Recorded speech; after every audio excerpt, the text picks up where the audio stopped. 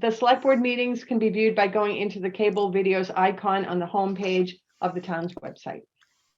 All right, just housekeeping before we get going. As you will soon learn, we're going to do the agenda out of order.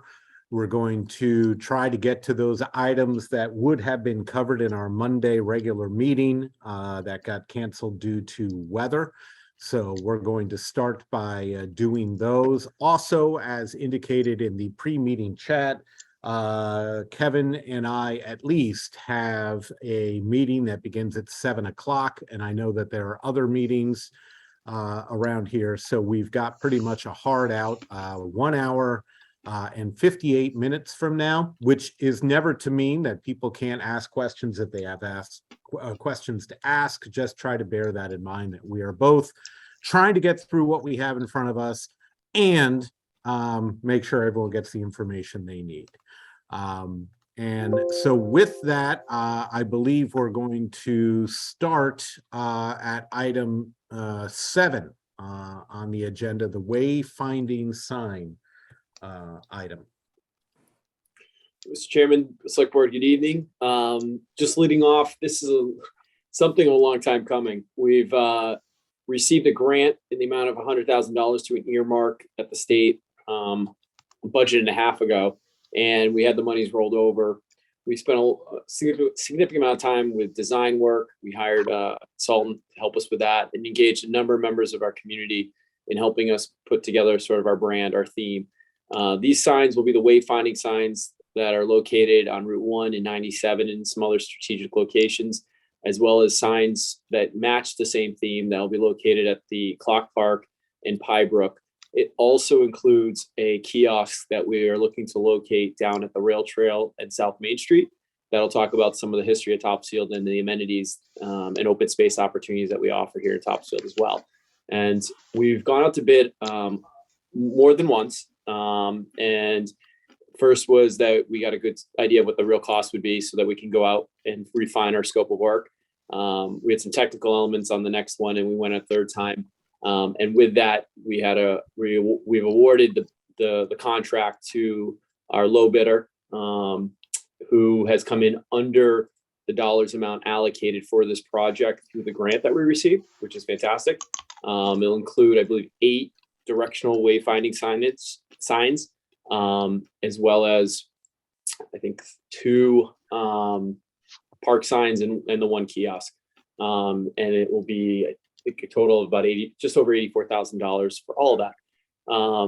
Deb Morong, our new procurement agent, has done some fantastic work getting all the details ironed out for us.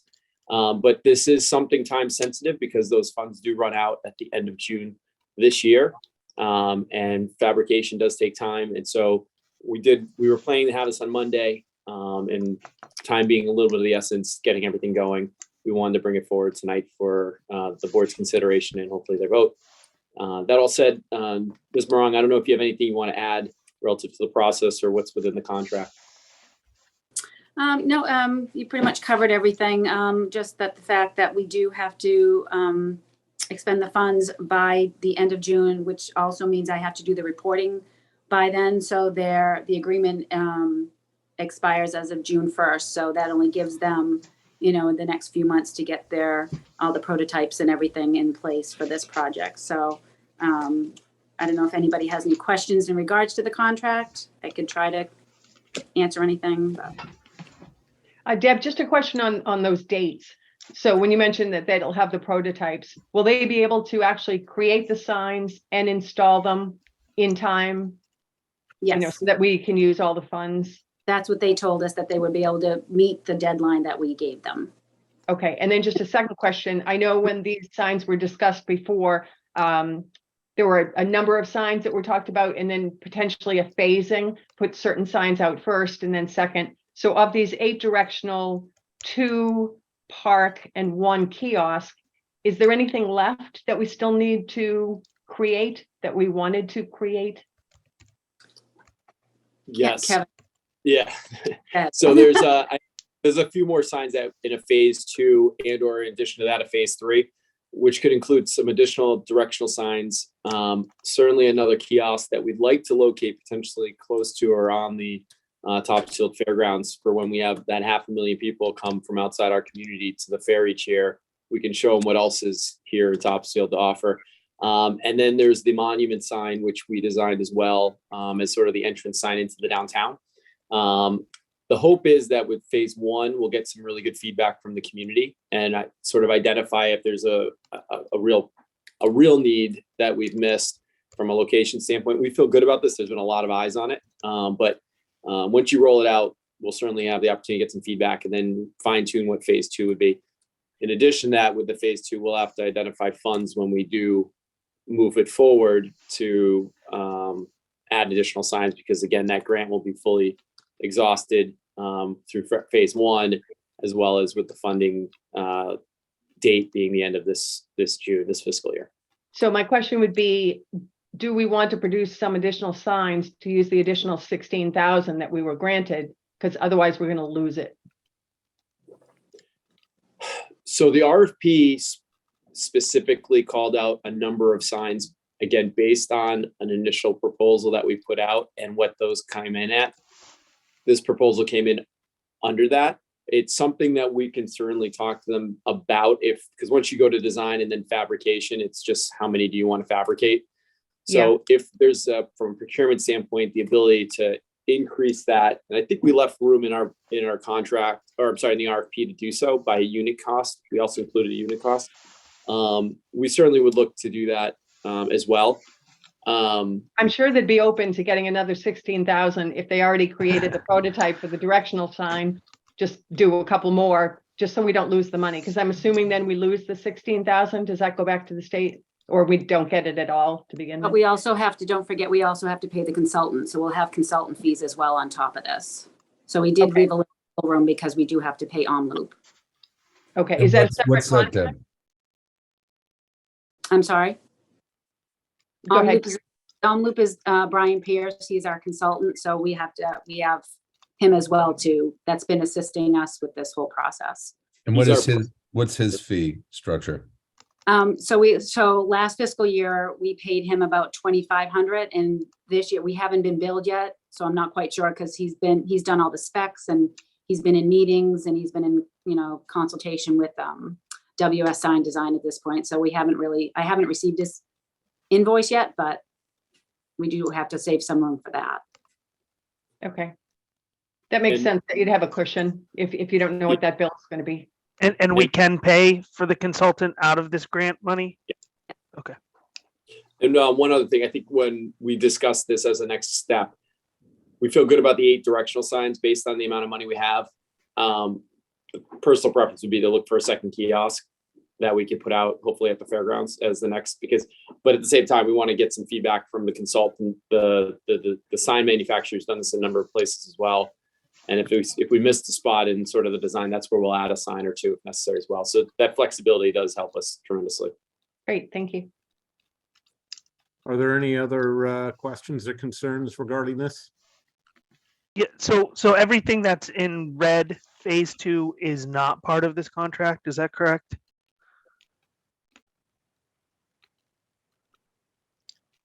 Part that's in red. Let me look. I'm looking at the map, sorry. There's the map on page 25. It looks black and white on the version on board docs. Bear with me for 1 second while I rotate it.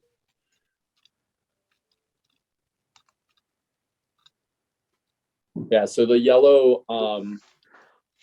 decision point as it's circled, the yellow circle on my screen might be like a green on yours. Ipswich Road at Route 1,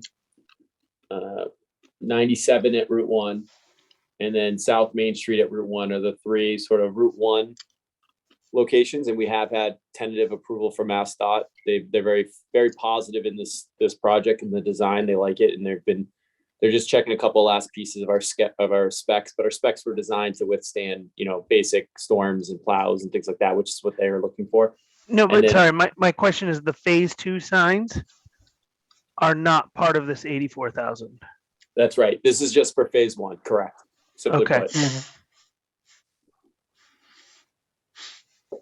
All right. And I'm glad we're coming in under budget, but I'm really Man, everything just costs so much. I mean, it's $8,000 for one of these signs. The signs, I will say this, that these signs, when we've had a preliminary kickoff meeting with the company, WS Signs, they did say that they're working in Worcester and a few other communities in the western side of the state. And they said these signs are the highest quality signs that they're building right now, which Well, makes me feel that's I where we would want. hope so for that price. Exactly. And that's very, very purposeful, right? We want to make sure the aesthetics are right. And we've got a grant for this. Let's do it right.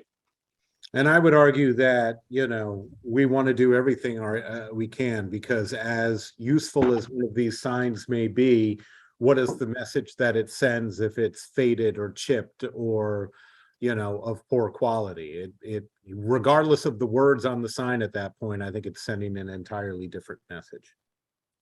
Do we have a Totally warranty agree. on the signs at all, Kevin? I mean, if they do chip, fade, anything, what does the manufacturer do for us?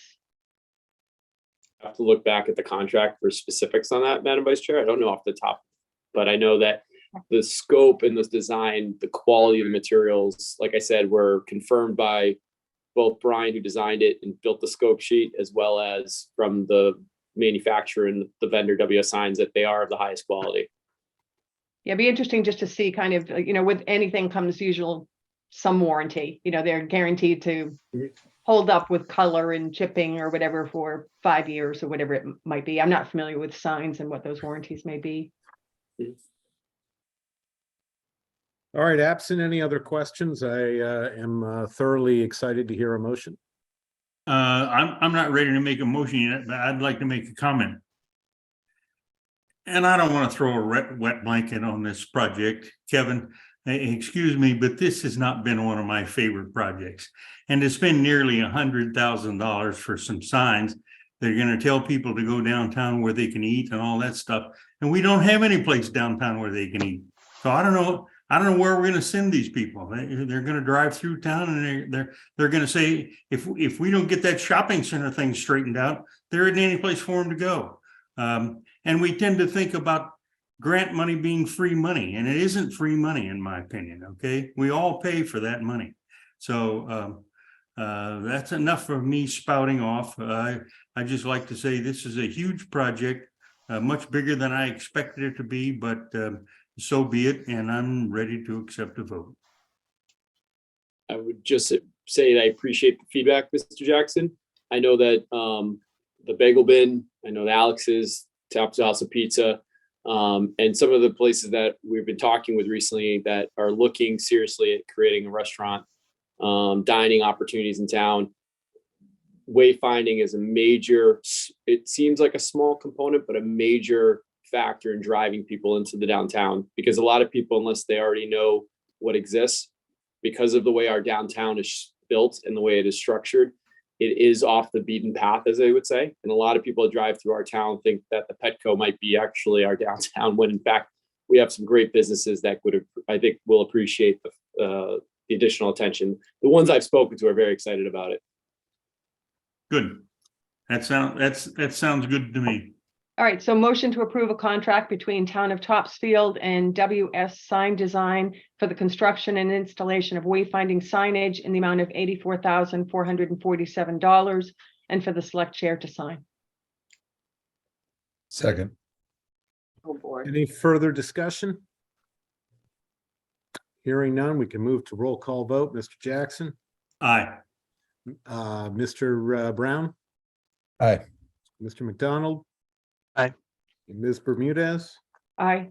Mr. Hooks, and I. It carries unanimously. Thank you very much. Moving on to the next item, we'll now go in order from there on down, and then we'll revert back to the top. A one-day liquor license, Topsfield Elementary PTO. So Stephanie Sweeney, our recreation director, who's been working on a very fantastic event, unfortunately due to, well, I should say fortunately, it's always nice when we don't have too cold of a season, but in this case, it's set us back with our ice rink being open. And a formality tonight is to approve an extension on the one-day liquor license that was previously approved by the select board, as the event has been rescheduled from this past Saturday until a date in February 11th.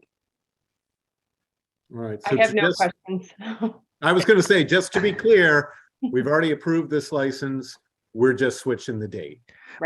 One thing we talked about last time, and I see this continuing to pop up in our discussions, we called this and the building there, both are called the Topsfield Commons. And I think we need to be more precise because according to number 7 and number 8, these are two different Topsfield Commons. And I think we need to more appropriately call Topsfield Commons. The open space, I think, is technically Topsfield Common, and the building, the venue is the Commons 1854. So I hate to be pedantic about it, but we can't approve both of these the way they are. I can't. If you could, I would actually say that I don't, as much as I enjoy Mr. McDonald's comments or making fun of them, in this one, I would agree. When we're talking about licenses and proper names for things, we need to make sure that we know what we're talking about. I mean, you all, for those who remember, I was very clear on reminding you all that the former department was Park and Cemetery and not Parks and Cemeteries. So I'm right there with you. And that big thing that I can't actually see, but is right there, is in fact the Topsfield Common, or just the Common. It is not Topsfield Commons. So I don't disagree that we need to be clear on that. if we could just amend the motion so that when it's read, it says Topsfield Common, I think that would suffice correctly. Yeah, no, we haven't read the motion yet, so we don't need to actually amend anything. It's just whoever now maybe right at this moment reads this will read it correctly or make the motion correctly. In And fact, then- I might suggest that Mr. McDonald read it because he knows how he wants it to read. I shall do so, but I do have 2 more questions. Is extend the right word here, or are we reassigning the date of it? I thought that too. Extend makes it sound like it's for over a period of time. Just again, a technicality, but we can Well, modify the date of the license, you know. Just, so the license was already granted for up to a certain date.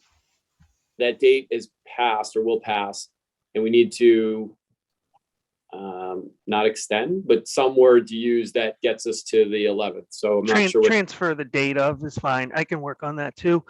And then just in general, this is not a question specific to this, but from my own knowledge, what is the process for requesting a liquor license? So if a group or organization would like to have a liquor license, and we have a number of groups that come in annually, Ipswich Watershed Association's one, they have a fundraiser every year. There's other events. They will reach, there's an application online that they can look at.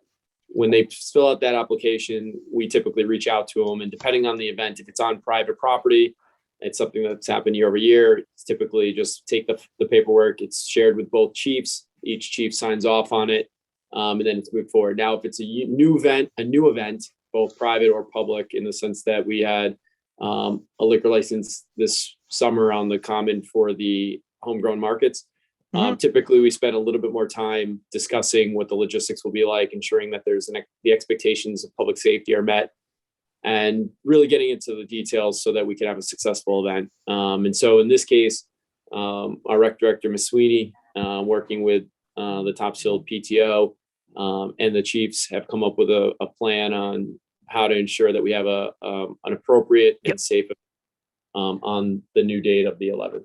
But it starts with an online application. yeah. Or I- calls. Okay.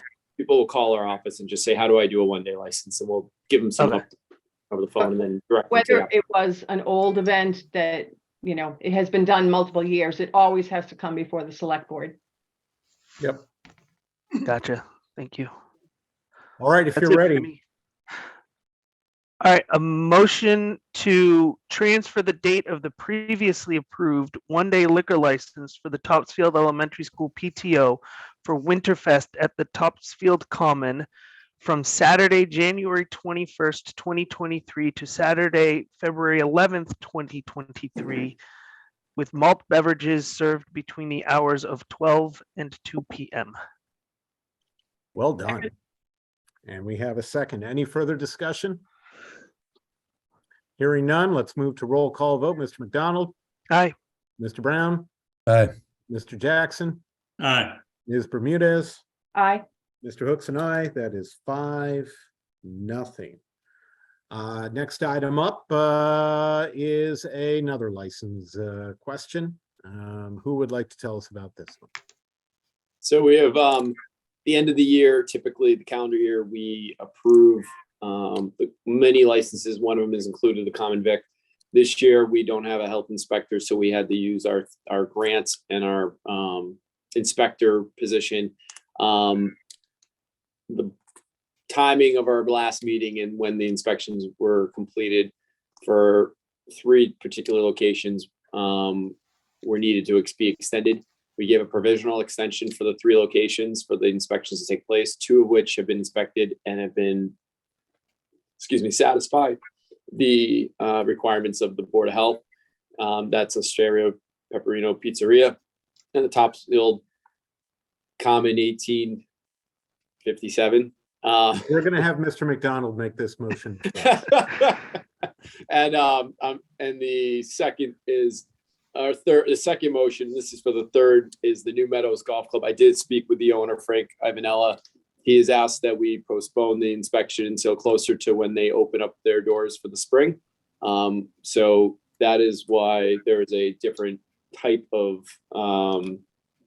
provisional in common victual license motion in front of you tonight. All right, I've read the motion. I just want to be clear that they can't open until this has been inspected, right? All right. Yes. I'm sorry. Any other questions? They can open, they can't serve food though, right? Two different things. They cannot utilize the common victual license and what that provides until they've successfully been inspected for such. Just a couple of small things. Kevin, if we could get the documents scanned into board docs so we can look at them without turning our heads like this, because all the documents have been sideways. It's just kind of tough to read them that way. That was my first. Yeah, we'll make sure that updated. Apologies for that. Okay. And the other one is there are a number of inspections that the documents are here, but they're not in the motion. So for instance, Pierce Farm was inspected and it passed, but I don't see Pierce Farm in the motion. Is there a reason why? They've received their common victual license at the last meeting in December. Okay, so these were ones that we had some issue with that had to be delayed? We were not able to inspect it before the meeting and receive feedback from the inspector by the time we had our meeting. It was close. We didn't get there. Okay. Yes, And so then- we did this. I'm sorry, go ahead, Lynn. And then there are some that still have not passed inspection? The only one I believe has not been inspected at this time is the New Meadows Golf Club. New Meadows, like proper name, New Meadows, Golf Club. Okay. Oh, so it looks like maybe some failed and then passed again. Okay, That's right. We did not have 100% first inspection compliance. There were a couple of things that different, and that's not unusual. That happens every year. Okay, thank you. Just one more question. Speaking of New Meadows Golf Club, does it belong in both the first motion and the second motion? Or should it just be on its own in that second motion? I would say be on its own. Yeah, because the other two are now Different rules. fully compliant for lack Right. of a better term. So there is no, subjection. There is no any provisional anything with the first two, whereas New Meadows is still a provisional approval. Okay. Should I go? Yes, please. Motion to approve the 2023 common victualers license renewals for the following establishments in the town of Topsfield with an expiration date of December 31st, 2023. Those establishments being Osteria Pepino Pizzeria and the Commons 1854. Their application actually reads Topsfield Commons. Oh, So we should figure out how they want to be referred to if the application. I agree. I mean, regardless, I think that one is less. I mean, if they're calling themselves the Topsfield Commons, have at it. We know that this grassy area here is not called that. So. Or serving food.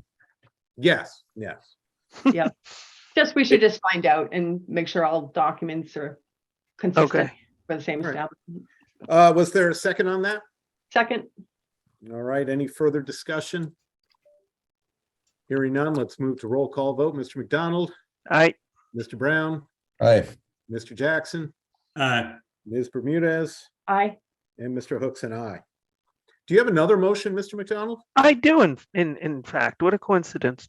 Motion to approve the 2023 Common Victualers License Renewal for New Meadows Golf Club in the town of Topsfield under the provision of a health inspection before the club opens for the season with an expiration date of December 31st, 2023. Now, if I could just jump in before we second that one. So this one says before the club opens for the season. It doesn't refer to before the kitchen opens. So is the club opening or? So they can participate in having golf without opening the kitchen, is as far as I'm concerned, and the board can take a different position without having that, as long as they're not serving food. They cannot until they have the approved common victual license, they cannot serve food. Okay, so So- we should probably modify the motion because this motion says they can't open. Is that thing called the clubhouse?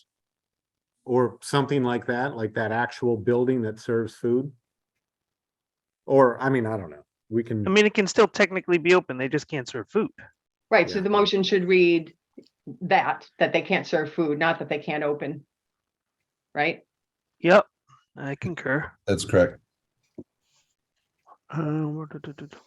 so under the provision that they are not allowed to, is it to serve food and drink Serve. before the club, under the provision that they're not allowed to serve food or drink before getting a health inspection, blah, blah, blah. Passing a health Yes, inspection. yes, Yeah, exactly. that's a health An inspection. approved health inspection. Okay. All right, So- so I'll second that. I think probably someone got that, Yep. the gist of what we were saying. Should Alright. I try it again? No, I think Sam is busily taking notes back there and has figured out what our new, it should read something to the effect of vote to approve the 2023 Common Victualers License Renewal for the New Meadows Golf Club in the town of Topsfield under the provision that they are not allowed to sell food or drink without passing a health inspection with an expiration date of December 31, 2023. Is that about right? Sounds good to me. Yep. And we got a second from Lynn on that. Any further discussion? Hearing none, Mr. McDonald, Aye. Mr. Brown, Aye. Mr. Jackson, Aye. Ms. Bermudez, Aye.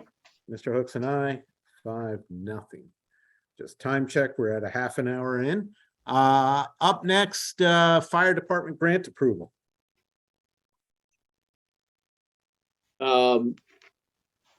I saw Chief Collins Brown here at one point. Yeah, we I can. mean, technically, I saw Chief Collins Brown's ceiling, I think, but And her light, yes. There she is. muted as though she may be. Oh, yeah, sorry. Where am I? This is just this is a grant. Part of it is for fire safety education in schools, and part of it's for seniors. It's a grant that we're fortunate enough to be able to apply for each year, and it's used to fund the supplies for those. It's just supplies for those. When we go into passion time at Stewart School, or we go to the Council on Aging and talk about different things, that's what it's used for. We go to Great Hill and any of the senior housing developments, so. All right. Absent any questions, I'd love to hear a motion on this one. Motion to accept a grant from the Department of Fire Safety in the amount of $5,858. Second. Any further discussion? Moving to roll call vote, Mr. McDonald, Aye. Mr. Brown, Aye. Mr. Jackson, Aye. Ms. Bermudez, Aye. and Mr. Hooks and I. Thank you once again, Chief, for Thank getting you. more money. Thanks, Put Chief. to good use. Thank you. Great job. With that, I think we have taken care of the items that were originally for discussion on Monday, which was the point of this. So unless, Kevin, there was something else you wanted to hit first, I think we revert back to the budget at this point. Mr. Chairman, we are ready to go on to the budget. All right. We should be done with this in like 2-3 minutes, right? That is the hope. Only if you muzzle me. Hope So we Hope We have springs eternal. yes, the this is the third and concluding work session to review budgets with the department heads from the Omnibus version 1. As we talked about prior meetings, there's been a lot of really great work put into this by the department heads. A special acknowledgement for Catherine Gabriel for supporting those department heads and then compiling the data that we have in the first version of the budget we have. There's still a lot of work to be done. As just a reminder from a process standpoint, after in the next, hopefully tonight or into the following meeting, if necessary, we'll come to a place of comfort with the version 1 budget. I'll remind everyone that it's not a balanced budget because we do not have all the school's final information. We do not have all the revenues projected. I will reassure everyone again that and we've talked about the process, that there's been a lot of back and forth between the town administrator, myself, and the departments, setting expectations and making sure that it's a very thoughtful budget, a very lean budget that comes forward. What we will do tonight is we'll review in order as seen on your sheet, the different department budgets. And then at the end of this, my hope is, if time allows, will be for open discussion around the overall over the last 3 meetings, questions that people have taken down that we haven't necessarily addressed to date. Hopefully we have, because I know we've gone through the process and had some questions as we've gone, but if there's things still out there, we'll have an opportunity at the end. And depending on how comfortable we are with the budget as it is, and I do have a couple of small modifications that with information that's become available to us since the first version that we will put into the version 2. If there's any other things outside of that the select board would like us to consider doing, I'd like to discuss it tonight. And if we are in a good place, like I said, potentially even go to a vote to move the budget to the next level. If not, we also have the meeting on the 6th where we'll have to approve it, but that our timeline on the budget schedule is to have the version 2 out on the 8th. So hopefully we can get through a lot of it tonight. That being said, what we have up first is the Board of Health. But before we pivot to them, I do want to make sure everyone saw the email earlier today. There's a $6,000 grounds over ask under the Park and Cemetery Department, singular Park and Cemetery. Well done. Well done. Thank you. And with that, it was built. It is something that we built into the omnibus, but which we didn't put in the over guideline request because it is an over guideline request. So I wanted to just make sure everybody was aware of that. It's similar to what we asked for last year, in that there's a lot of need out there, and the cost that we incur to try to maintain these fields, we have to get very creative, and a lot of times we're not keeping up with the expectations of some of the TAA or other organizations that would like the fields to be at a certain level and standard. So for version 1, it's in there for discussion for us and also discussion with the FinCom at the next level. But I know generally we've had these discussions the last 3 years, and I think there's hopefully a pretty clear understanding of the need. But if there's any questions on that before we go over the health and then the remaining departments, I wanted to offer any conversations or questions that might be on that one particular item.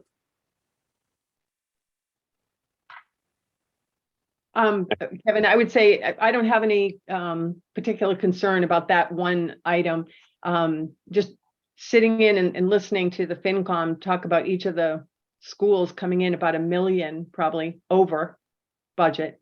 And then we're about 800 and something thousand over budget. Do we have a plan if the FinCom comes back to us and says, just it can't do it? We're coming in almost 3 million over budget. Do we have a plan B?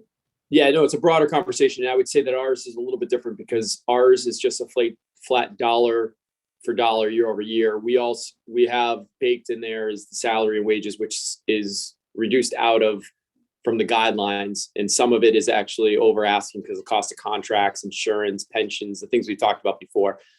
There are also ways that we're already exploring that number comes down through revenues that we're creating through other levers that are provided to us within our operating budget on the town side, which I would say some of those bigger numbers do include costs that are not only incurred by the town, but the schools, elementary schools, the insurances, for example, the debt service and others. I would separate out the two numbers for right now on the schools. And the reason for that is the FinCom chair, Mr. Hook and myself had a lot of discussions around the fact that the budget should be seen in three separate silos: the school budget, the town budget, and the school budget. And last night, I think Monday night, was the FinCom meeting where the Masco number was discussed. And you're absolutely right, Madam Vice Chair. They're looking at $1 million. They have not grown, as far as they've expressed to us, they have not grown services. Most of that is driven on out of district placement for students and transportation of that as well. We're hoping for a healthy cherry sheet number to offset. Right now, their number is based on a flat cherry sheet year over year. I know the incoming governor has expressed that education is a top priority, and there is some, hopefully reading the tea leaves, we'll see a healthy number with the cherry sheet dollars to offset those costs. And I know that the school committee has not had a chance to really dive into that number and see if there's places that they would look to find reductions to bring that number a little more under control. But I think the short of it is that we are going to likely we know we're going to be looking at an override for the elementary schools, and very likely, because this number is just that big, that it's likely we'll be looking at an override for Masco. So those would be separated out into the overrides. It's still real money. It's still going back to the town, obviously. It's definitely real money. It's right. $3 million of real money right now that it's looking at, like, that the town's going to be asked to pony up on with an override. Well, and so my question is, I think the FinCom is going to go back to each of those three buckets, the town and each of the two schools, to say, you got to look at this with a new set of eyes. You've got to do something to try to get this down. There's certain categories, absolutely, that are contractual or obligations for special ed that they can't get around. But I think they're going to come to all three of us. So my concern is more for this budget. Do we have a plan B if they come back? Because right now we're about 850,000 over, according to this sheet. So do we have a path? Otherwise, we're going to be getting back together, and we don't want to be scurrying to say, okay, we just discussed all these items. Now we have to go through again and kind of hatch it at some of these. So, well, the process we've undertaken the last 3 years, the only 3 years I've been here, has been just that. Because it's at the timing of the process and the different layers of approval that we do present a budget that's not going to be balanced, because we don't know what balance truly is. What we do is, when we get to the next phase, in the next 6 weeks or so, numbers become more defined from the schools. Our numbers are pretty tight. We haven't added services for the most part, and we've kept our costs down and tried to offset costs that have increased where we can. But we've always looked under every single rock when it comes back down to the last 3 weeks between going to print with the warrant and finalizing the budget. And so it's usually March, end of February, where we start really knowing what the numbers are on the revenue side, looking at the different things like overlays, tax, free cash stops at the tax levy, all the different levers that help us balance. So the process isn't unusual from the town side, and what we're looking at tonight. The process will be the same. I think the difference is the overrides are out there, right? Those are things that from the schools that will be potentially part of the warrant if the select board agrees to put it on the warrant. I have a sneaky suspicion if we don't, there'll be a citizen's petition that probably adds it on. But it's very early in the process to say definitively, we do have plan B, C, D, and we know what potentially those levers look like. We know the insurance number, for example, is at 8%, 9%. That number is coming down. We don't know, though, until the second week in February what the real number is. That's what they've told us. Same thing with the insurances from Maya. We're not sure what those numbers are until then. So that's why right now we are sort of, I should say, we are, a pretty big number on our town budget, which I would also mention does include the elementary schools and their 2.5% increase. Their dollars are including that 800. That's at guidelines. It doesn't include their $1.2 million override number they're coming in at. So there's still some places that we know we'll be looking towards. Kevin, we're at 800 with the elementary school counted in there. Yeah, so my elementary schools is plugged in at their 2.5% increase, which is what the guidelines from the FinCom were. So if you pull that out, where are we?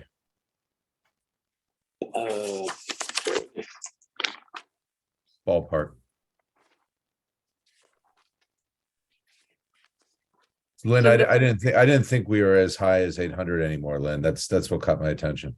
Well, and we might not be, Cam, it's just that's what the document in front of us says. So if for some reason that's changed, it'd be good to get an update. The school numbers that Kevin just mentioned, Cam, that 2.5% FinCom bakes in to make for a balanced budget. So they can do 2.5, we can do whatever number they gave us. So that's not going to go down at all.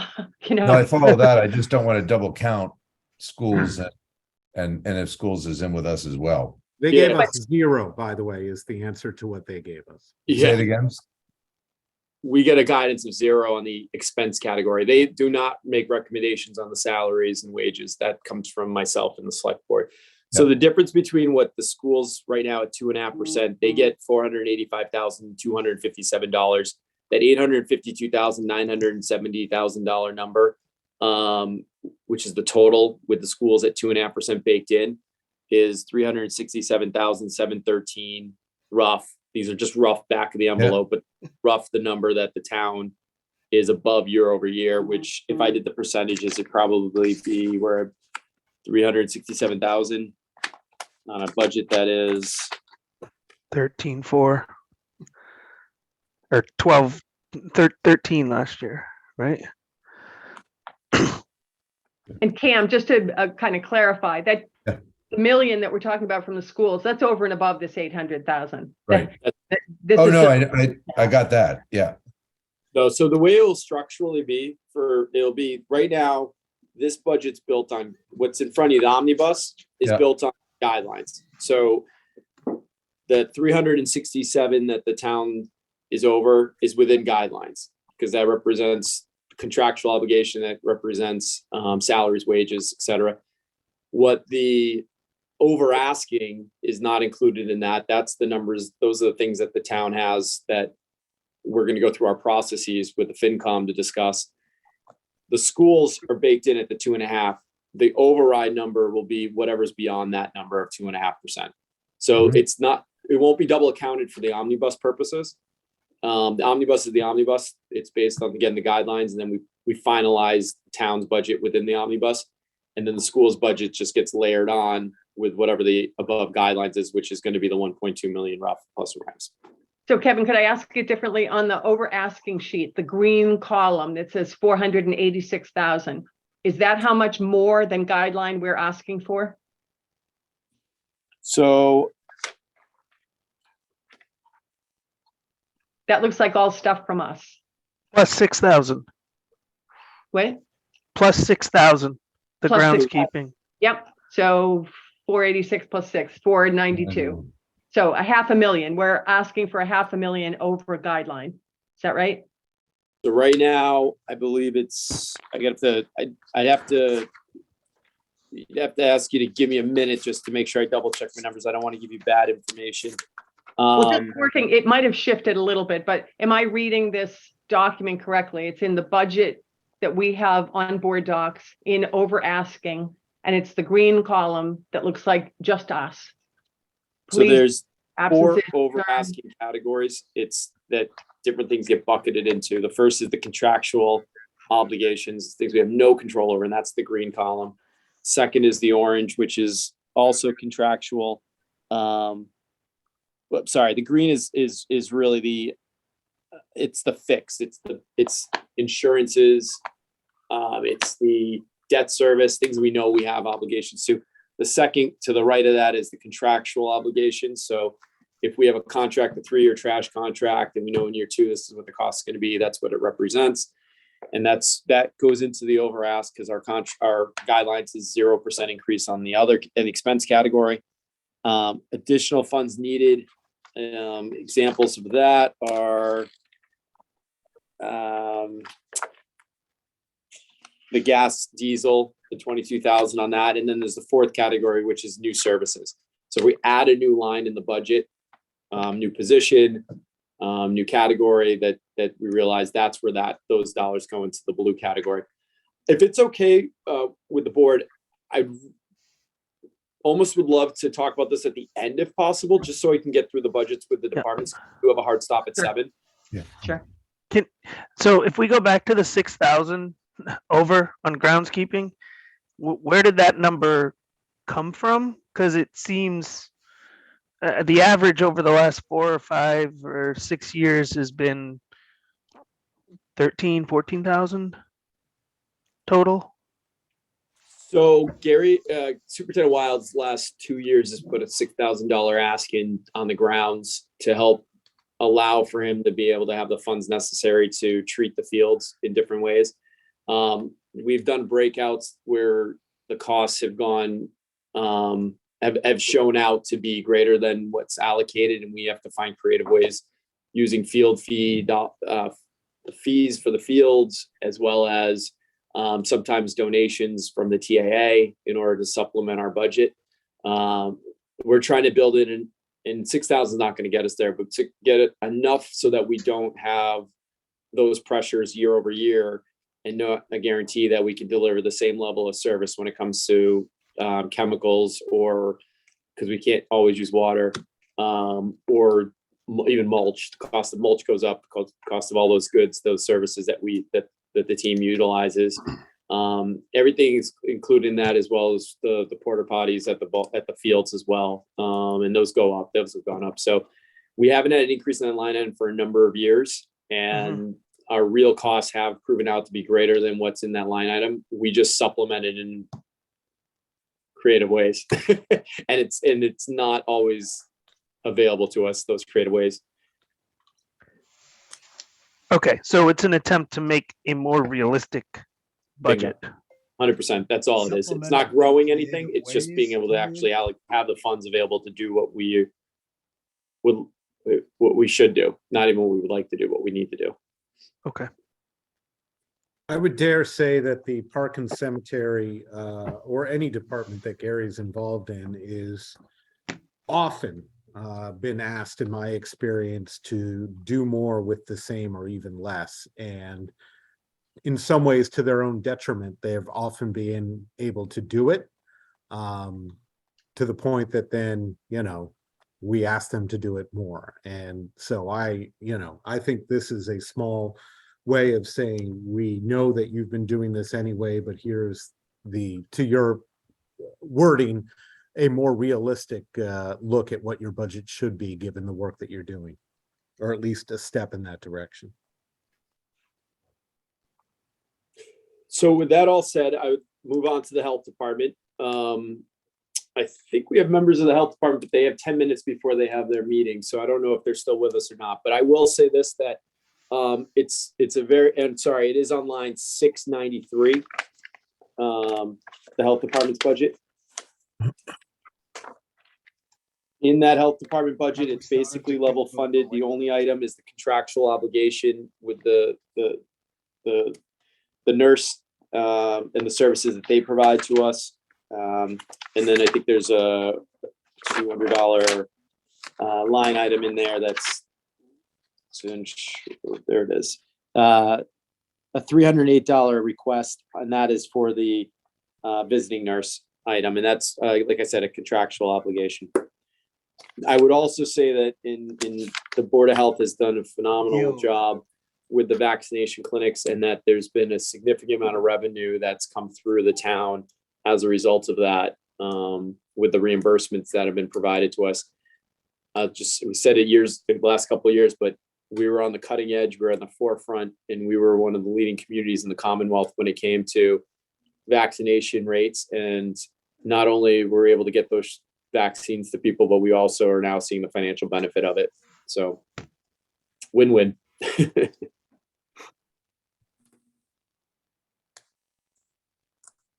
Anything? All right. Does anyone have any Pretty questions for the straightforward. Board of Health? No, Cheryl, it looks pretty straightforward. All right. Straightforward. Well, I Thank you think for we can coming, move though. forward. Yes, I was going to say thank you for coming. I hope you enjoyed watching. Our Yes, next yep. budget is the Conservation Commission, which can be found on line 243. This is a very, very straightforward budget. It's a self-containing budget. They have a revolving fund that the fees that they take in pay for their expenses. The only thing that is in the general operating budget is the salaries for the half-time administrative assistant and the conservation agent. I will say Heidi does an absolutely fantastic job. She's always willing to help out, pitch in. She's helping with our bylaw review group. She's helped with the stormwater and MS4s. She's helped with some projects with the Pond Tree Culvert and others. We're very fortunate to have her, and she's a significant resource to this community and our organization. So with that all being said, I don't know, Heidi, if you want to pitch in anything. Just want to say hello. Thank you for the kind words, Kevin, and very thankful to have a simple budget tonight for you guys. Heidi, you couldn't go any lower? Negative 0.28? I know. I went negative. I was like, hey. But yeah, it's obviously submitted according to the directions. So Yeah. that is as it is. Thank you, Heidi, for all your work. Thank you. Thanks, Heidi. Thank All you. right. The next budget is the clerk's budget, and that can be found on line 203. And I think our clerk, Beth Wills, is with us. I'll just do a quick overview and hand it over to her. I've observed it personally, and I know it's not just unique to Topsfield, but a lot of the voting changes that have happened over the last few years have had significant impact on the department. It's no longer a day of voting, it's a season of voting. And with that, there's been a lot of pressure and a lot of resources and capacity dedicated to that unfunded mandate in a lot of ways. We've done a fantastic job of providing the opportunities to allow people to have those different options to vote. But like I said, it does create some issues from a capacity standpoint. So the one real change on this, well, there's two. One is the reduction in certain areas for the fact that we're having less elections, hopefully in 2024. And with that, there's reductions on that. Instead of 3, there should be 2. And then in addition to that, and this is an over ask, we are looking to increase the part-time administrative assistant position from 19 hours up to 24 hours. I will say that after observing the amount of work that happens in the clerk's office, just on a day-to-day basis between dog licenses and public records requests and bylaw codification, and that coupled with the elections and the needs and the document recording that's required. I personally sought out Beth during our budget meetings to advocate that we consider putting more hours if she felt as the department head it's appropriate for the administrative assistant this year. It's something I've identified as a priority of mine. And that I think it would benefit the organization tremendously if we're able to accomplish that in this budget cycle. That being said, I believe Ms. Willis is with us tonight. I don't know if you have anything you'd like to add. I pumped up Heidi, so I'll just say thank you for all you've done, Beth. It's been a lot of work, and I know you're always willing to pitch in and help out, and it means a lot to everybody. So thank you. Thank you. Can you hear me? We Yes. can. Oh, Yep. good. Okay. I'm using a different device and I've got another meeting going on another device, so that I had to start. So I'm a little split here. So yes, Kevin, I really appreciate your support. adding some hours on for the part-time position for Erin.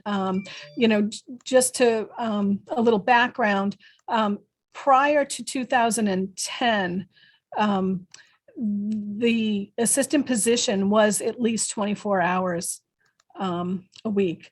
And when Bev Garino and Joan Glatz retired in 2010 together, that position was reduced to the 19 hours, no benefits that it has been. And we've, really worked hard to exist that way. But we really do. I do feel the right thing to do for the office is to restore it to the 24 hours a week that it was previously. In addition to the everyday things that go on and the way the position has changed, the office has changed. The Votes Act has really solidified that need. We're now mandated to have early voting in person for 2 weeks for certain elections, 1 week for other elections. In fact, I'm probably going to be coming to talk to you all about early voting for the local election soon, and other things in addition to the Votes Act that have increased the work in the office is also the way that voter registrations come into the office. It used to be that a voter had to initiate it wholly themselves, but now we have something called automatic voter registration. So anybody that goes to the registry for certain transactions that they do there, not all transactions, but certain transactions, they are automatically fed. Their information is automatically fed to us in a feed, and now we have to go through that and cull through that on a almost a daily basis to confirm who is in fact a new registration for our town, or is this a duplicate? Is this somebody that just went and made a change? So that's something that has added significant time to our to this office as well. It takes time to make sure we're doing that in a way that we're not having duplicate registrations or whatnot. Before, like I said before, it was originated by the voter, but now it's not always. And we would have a lot fewer of them. But now, because of this automatic voter registration and the way it comes in through the registry, from the registry, it has added an increase to our work for that. Okay. I would ask if anyone has any questions regarding this. It's really just one, it seems, major item for this budget. Two questions. I just don't know enough in terms of it. It totally makes sense why we need more hours. Are we able to flex those hours, like so that in quieter times of the year it's still a 19-hour position or a 14-hour, maybe a 14-hour position, and then during election season it's as much as 30 or 32, or does it have to be exactly 24 every week? Because it seems like the work in your office, given what you were just saying, really does ebb and flow a lot. It does ebb and flow. I would say it doesn't really ebb, but it flows. So I would love the opportunity. What we end up doing actually is we do that now today. And so what ends up happening is that if Erin works, if the needs of the office are that I need her more during an election or the early voting period when we're mailing ballots and whatnot, then, come to the end of the year, she's just here less. I have to do without. She's very flexible, and the position is flexible, and we do change the hours periodically based on that. Okay. For instance, if there's a So it sounds, I'm sorry, go ahead. Well, we're constantly trying to balance to that end of the year number, that budget number. So we have been doing that. So it sounds like you will still do that. You will just have a larger pool of hours with which to work. Correct. Okay. Great. And then my second question though was about the $25,000 that goes along with this. Is if I'm to understand correctly, going from 19 to 24 adds in benefits? It does. So Yeah. once you go over 19 hours, you are benefit eligible. Some benefits are prorated, health insurance is not. So this would be a benefit position going forward. Whether the individual in the position now takes it or not, we're not sure. Yeah. It's something Yeah. relevant in any decision making we make relevant to the position and the hours. We do put that 25,000. It's part of our analysis with the overall health insurance benefit number, that $2.1 million number, $2.2 million number. That's at the end of the budget. We put in there assumptions that in many cases we can absorb those costs of something like this if it was something that became benefited. And in this case, talking with Jackie Cormo, our treasurer and payroll specialist and benefit coordinator, we don't anticipate this particular line item increasing that budget line item in any way. We believe we could absorb the cost if this person elected to take those benefits. Beth, So- is Aaron interested in moving to a benefited position, or could there be a pool of money to pay her for additional hours, overtime hours? So I would, by mass law, Madam Vice Chair, I'll answer the question. So just anytime you go over 19 hours on average over the course of the year, it doesn't matter whether it's done a different overtime or different way. By mass general law, if you hit an average of over 19, you are benefit eligible, period. It's not you can't elect other solutions. Okay, thanks. All right. Do we have any further questions on this item? Beth, just one quick question. Do you know why they dropped it originally from 24 to 19? No, I have no idea. In fact, I suspect that I'm not even sure if 24 is the right number. I suspect that maybe it was even more, maybe 30, 34. I'm not really sure, but I've done a little bit of research and found that it was at least 24. Okay, thanks. Thank All right. you, Ms. I will just echo what I think was said at the beginning. Beth, I think you've seen me at your desk often enough to know that I've got a pretty good idea. And in none of that did we mention the fun that we had in September and October. So it has been an exceedingly busy year at your window and in your department. And so I think we all thank you for that. Thank you. Thanks, Beth. Thanks, It's still Beth. not over. We still don't know if we may be having a special election. Let's not. Oh, really? Wow.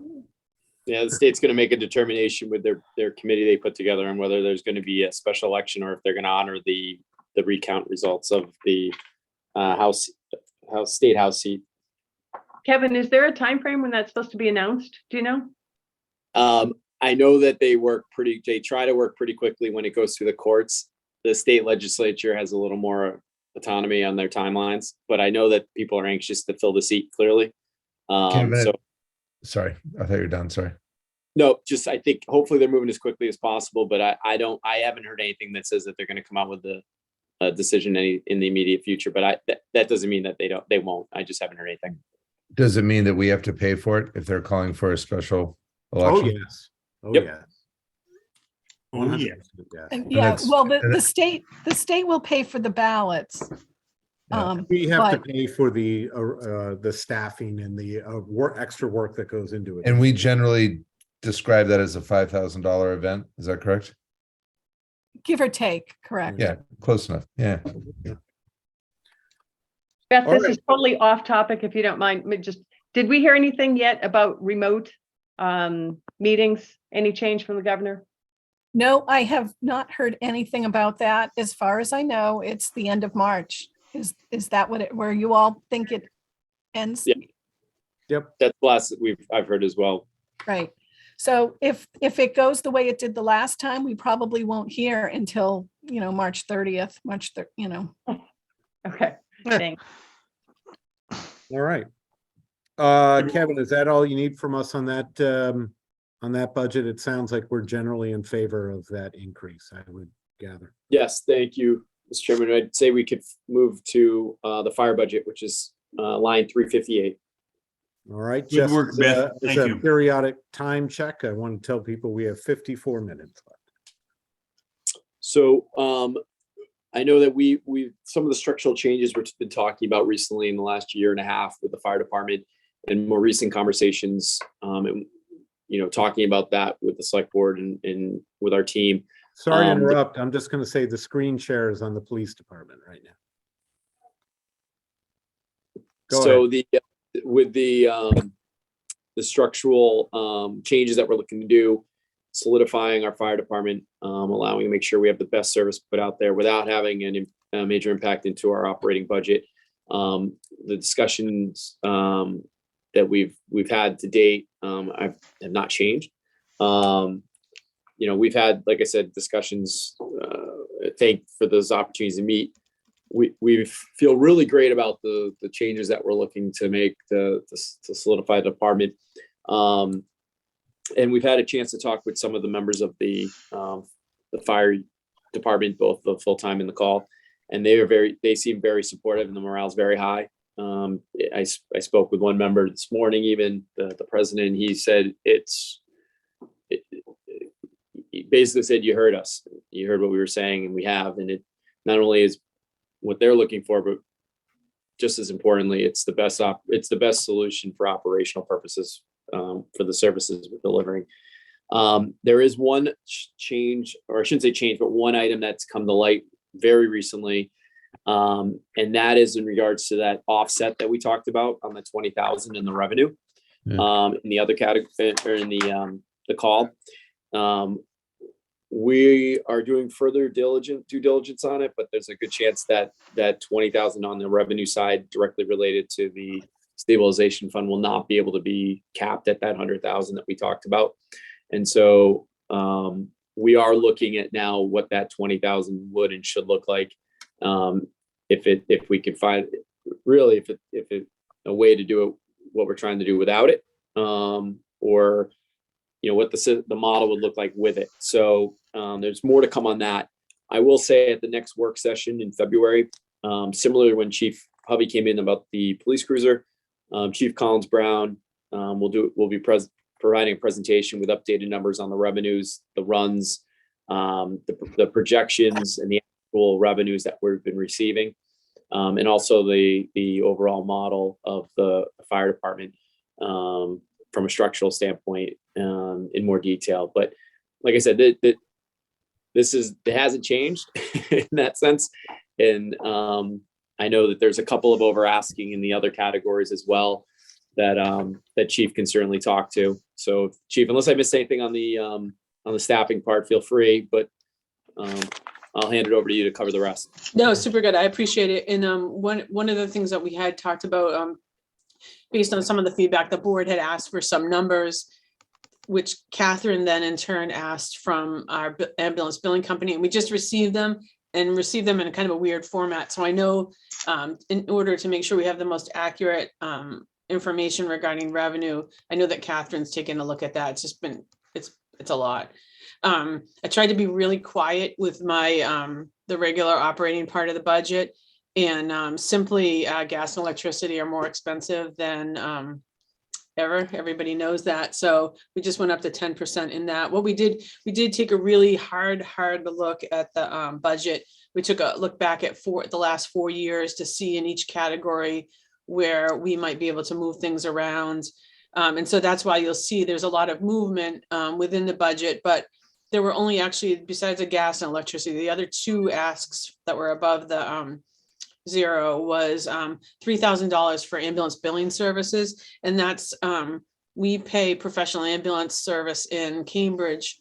They do all of our billing. They actually provide all of our hardware and software for ambulance billing and record keeping, and our IT support for that, as well as our quality assurance. And they charge us 4% of their revenue. So 4% of the money that we get back in our ambulance billing goes to Pro, and that's what their payment is. So our ambulance call volume is up, our revenue is up, and therefore it costs more to have the billing. So that $3,000 is directly related to the increase in revenue from the ambulance billing. And then the other thing in kind of analyzing the last 2 years and the things that we've been through is similar. The police department has a software program that they use to document their policies, procedures, standard operating guidelines. And we really have never, I'm not sure why we've never gone to a model like that. For liability and risk reduction, it's a much better way to keep everything on a cloud-based format so that people can access policy and procedures anywhere they are. And then also to have a mechanism that we can verify that someone has read a certain policy and has signed off on acknowledging that they understand it. So I have looked at a couple of different vendors. The police department has used a vendor for a long time. That particular vendor, we've had a lot of discussions with them. The thing is that they only do police departments in general. They don't do any fire departments in Massachusetts. And when I asked about New England, they gave me a name of a fire department in Maryland. So I'm a little bit nervous about being the first, but I'm not afraid to be the first. So we've been looking at a couple of different software packages. What I put in was the $3,500, the ask for that, and the rest of it I'll cover from within my budget, whether that be from professional services, or I just don't have an exact number on what the software will cost because I don't have a vendor picked out exactly, and I don't know the features that you would need. So, but the software itself is in upwards of $6,000 or $7,000, but the 3,500 would at least get us the basic package for now. And those are the only two asks that are above guidelines within that. Chief, can you just speak to what Kevin was talking about earlier? The pending offset of the stabilization article adjustment. Yep. What actually is that? Yeah, for sure. That's the ambulance stabilization fund that we set up at town meeting that says a minimum of 25% of the revenue from the ambulance will go into that for a supply for ambulance equipment and fire trucks and that stuff. Oh, okay. But it looks like now that doesn't cover wages. Is that that it won't be able to be used?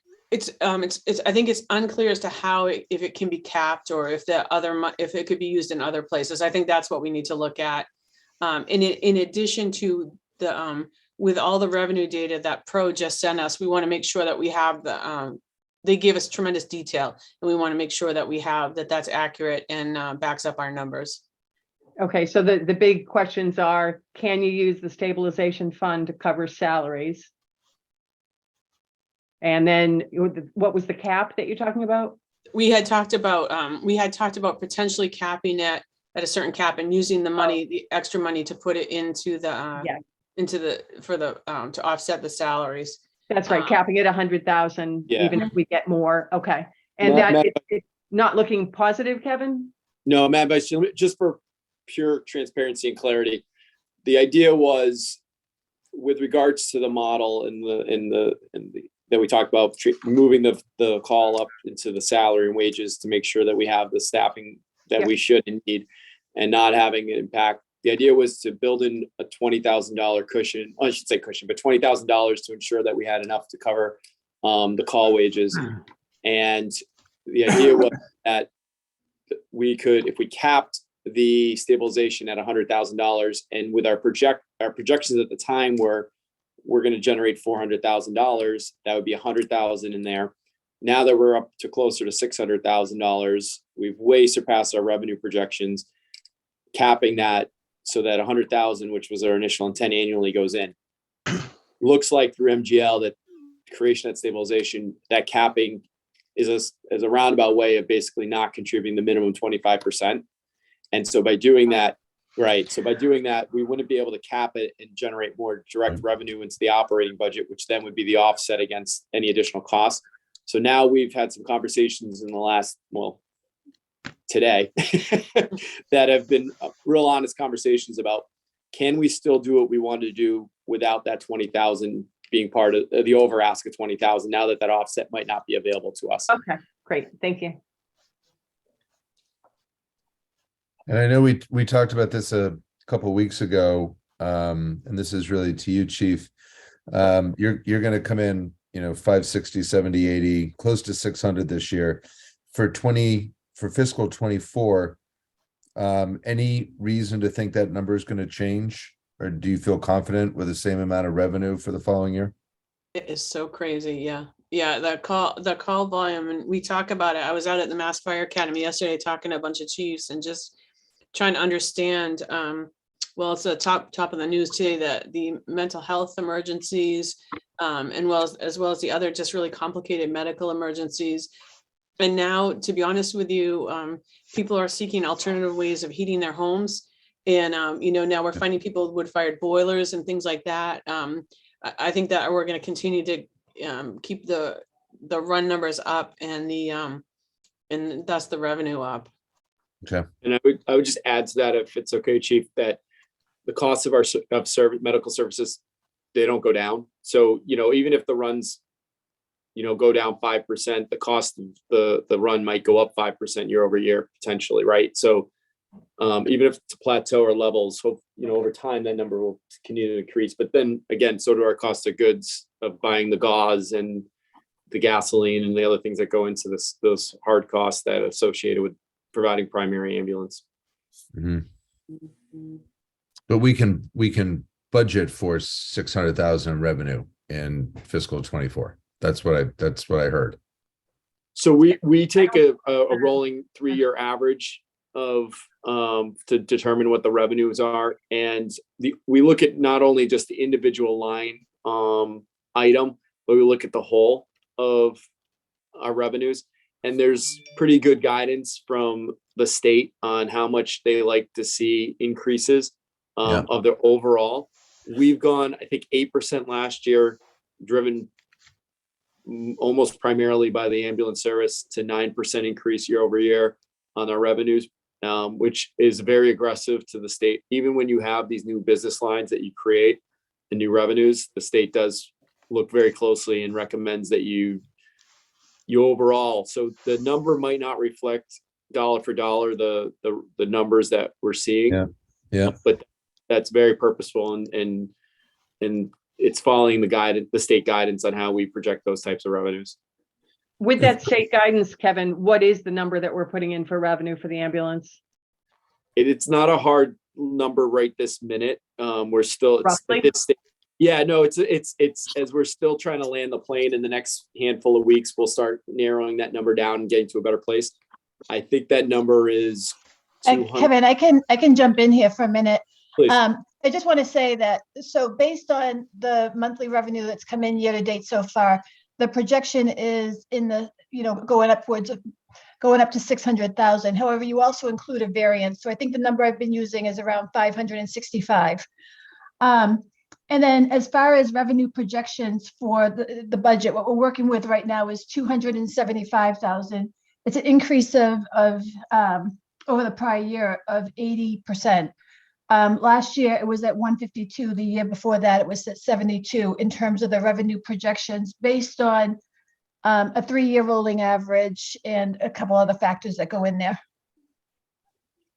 Mm-hmm. So if we went up an 80% in our projection last year, we're only going up 9% this year? No, last year it went up 52.63% from FY22 to FY23.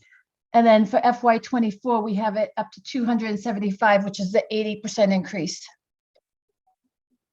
And that percent represents the overall revenue projection, right, Catherine? Yeah, so basically over the last 2 years, we've increased the revenue for the ambulance by over $200,000. The revenue projection for the ambulance. So even though that's what we're putting in for the revenue projection, we think we're going to get another 300,000, and that will cover extra expenses that come up through the year, because money is money. It's taking into consideration that 25% of that is moved into a stabilization fund, but also it's also being very conservative as we're instructed on a regular basis by the Department of Revenue. So 25% of the 275, or is the 275 net of that 25%? No, so the average from FY20 21 and 22, the average revenue was 356,000. So with that, the FY 24 estimate is 275,000. So that's the 25% has been taken out and put into stabilization, that the net is 275? So it's that's the 275 is a projection, so it includes roughly the idea that 100,000 would be removed from that and put into stabilization, but it's on that average, the 356, let me just check one thing. The 356 shows with the 100, it was 117 that was moved into a stabilization fund in FY20 at the end of FY22. So it includes that money already out. Okay, so it is net. Okay. It is net. I do think that when we do the next presentation, once we get to look at those numbers that we got from Pro, I mean, that might be a good graphic to put together as to what was the actual, what was put in, and that might make it more clear. Sorry, Mr. Brown. Good. I was just going to say, I just emphasize that we are, again, we always take a conservative estimate on the revenue side. It's been ingrained in me when I was working in Beverly. It's something that the state ingrains in all the communities, and we follow those guidance to ensure that we put ourselves in the best financial position as a community. So I think legally we have to, right? Catherine's saying the state. I'm sorry, Mr. Legally, we have to. It looks like the state guidelines, the state's going to look askance if we don't follow their guidelines. Yeah, it's very frowned upon. Is it also frowned upon to look at this 20,000 over ask and say, hey, it looks to me like it's in additional revenue that we hadn't forecast, when, I mean, maybe that's coming out of the wrong bucket, the wrong look. So you can't, you can't contaminate that. I see big revenue going up, and I think of the town and conversations with people in town who hear big revenue, full-time, swapping out call firefighters for it. But we still have an over ask in here for a net total of 27,000.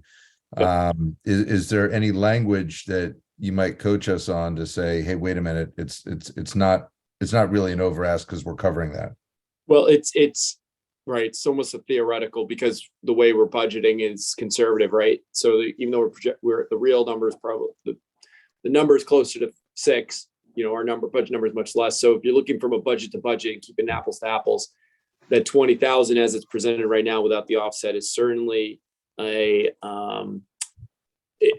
an over ask at this point. It doesn't have that same offset as it would if we capped it and that revenue went right back in, like we've done with the firefighters last year, right? We knew we were bringing in the revenue. Yeah. We knew that was an offset. Yeah. I think we've already started the conversations. I think, like Chief said, and as we go through the next phase of the budget cycle, we're going to try to understand if we take what that 20,000 gets us. And if we don't have that 20,000, or we remove that at the next phase of the budget process, where does that get us with the call shifts at the end of the day? Because that's what it boils down to. Can we still provide the service that we hope we can with it? And then if we can, then it comes out. If we can't, then we'll have to have a good argument of why it needs to stay in. But I think we're having really honest conversations. We had some good ones today, and we'll continue it over the next few days into next week. And just to be clear, I wasn't saying eliminate the $20,000 ask at all. I was just saying on drawing from, perhaps another place for those funds, so we don't have to go public and say there's a $20,000 over ask. That's it. Yeah, I mean, you could. I think because the budget, the actuals is the actuals are apples and the budget's an orange. It's hard to. The reality is yes, probably right, but because the budget numbers, what we reflect in the revenue doesn't necessarily reflect the entirety of that number on the revenue. That theoretically yes, but in practically speaking, it's hard to make that direct. So what we're going to start with is the operations in the coming days, and understanding, with what we have without the 20, what do we get, and then with the 20, what do we get, and without it, can we still achieve what we think we're going to be able to do without it? And if not, what does that look like if we eliminate it? And then if that elimination from an operational standpoint doesn't make sense, then the next phase when we go to the FinCom will be, it's a $20,000 over ask. but know that the revenue is out there, but we can't really represent it into the revenue at this time. I mean, it's similar to what we did last year with using one-time funds for, recurring operating new costs, hires. knowing that that's poor practice, but also knowing that our revenue would more than cover that by the time those one-time funds disappeared. That's right. And we could reflect it in the budget. I know that Che, the chair of the FinCom, said that he supported the bridge with the ARPA last year for that exact purpose, that he knew that we would increase to cover that 50,000 shortfall, I think is what it was, using the ARPA in that particular case. And it proved out. It did. It met what he thought, what I thought, what we thought. So yeah, anyways. All right. So we'll come back at the next work session with the presentation with more information. And, like we said, we wanted to make sure we just updated the board on that particular item specifically and where we are with it. Okay. Thank you, Chief. Thank you. Thank you, Chief. Thanks, Chief. Thank you. Thanks, Chief. We're at 33 minutes to go. I'm going to actually skip library and go to the police because I know that Dan had a conflict and we're looking to have him go later. So I know Chief Hovey's on the call as well as Captain Bell. Police budget is line 285. So just go back a couple pages.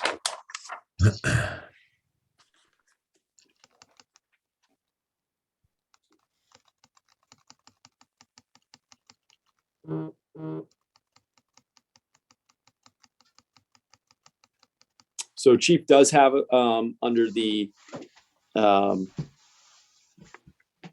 wage training and ask for some additional funds as well as a few items within the other or the expense category. Chief, I can turn it over to you if you'd like to walk the board through the over ask.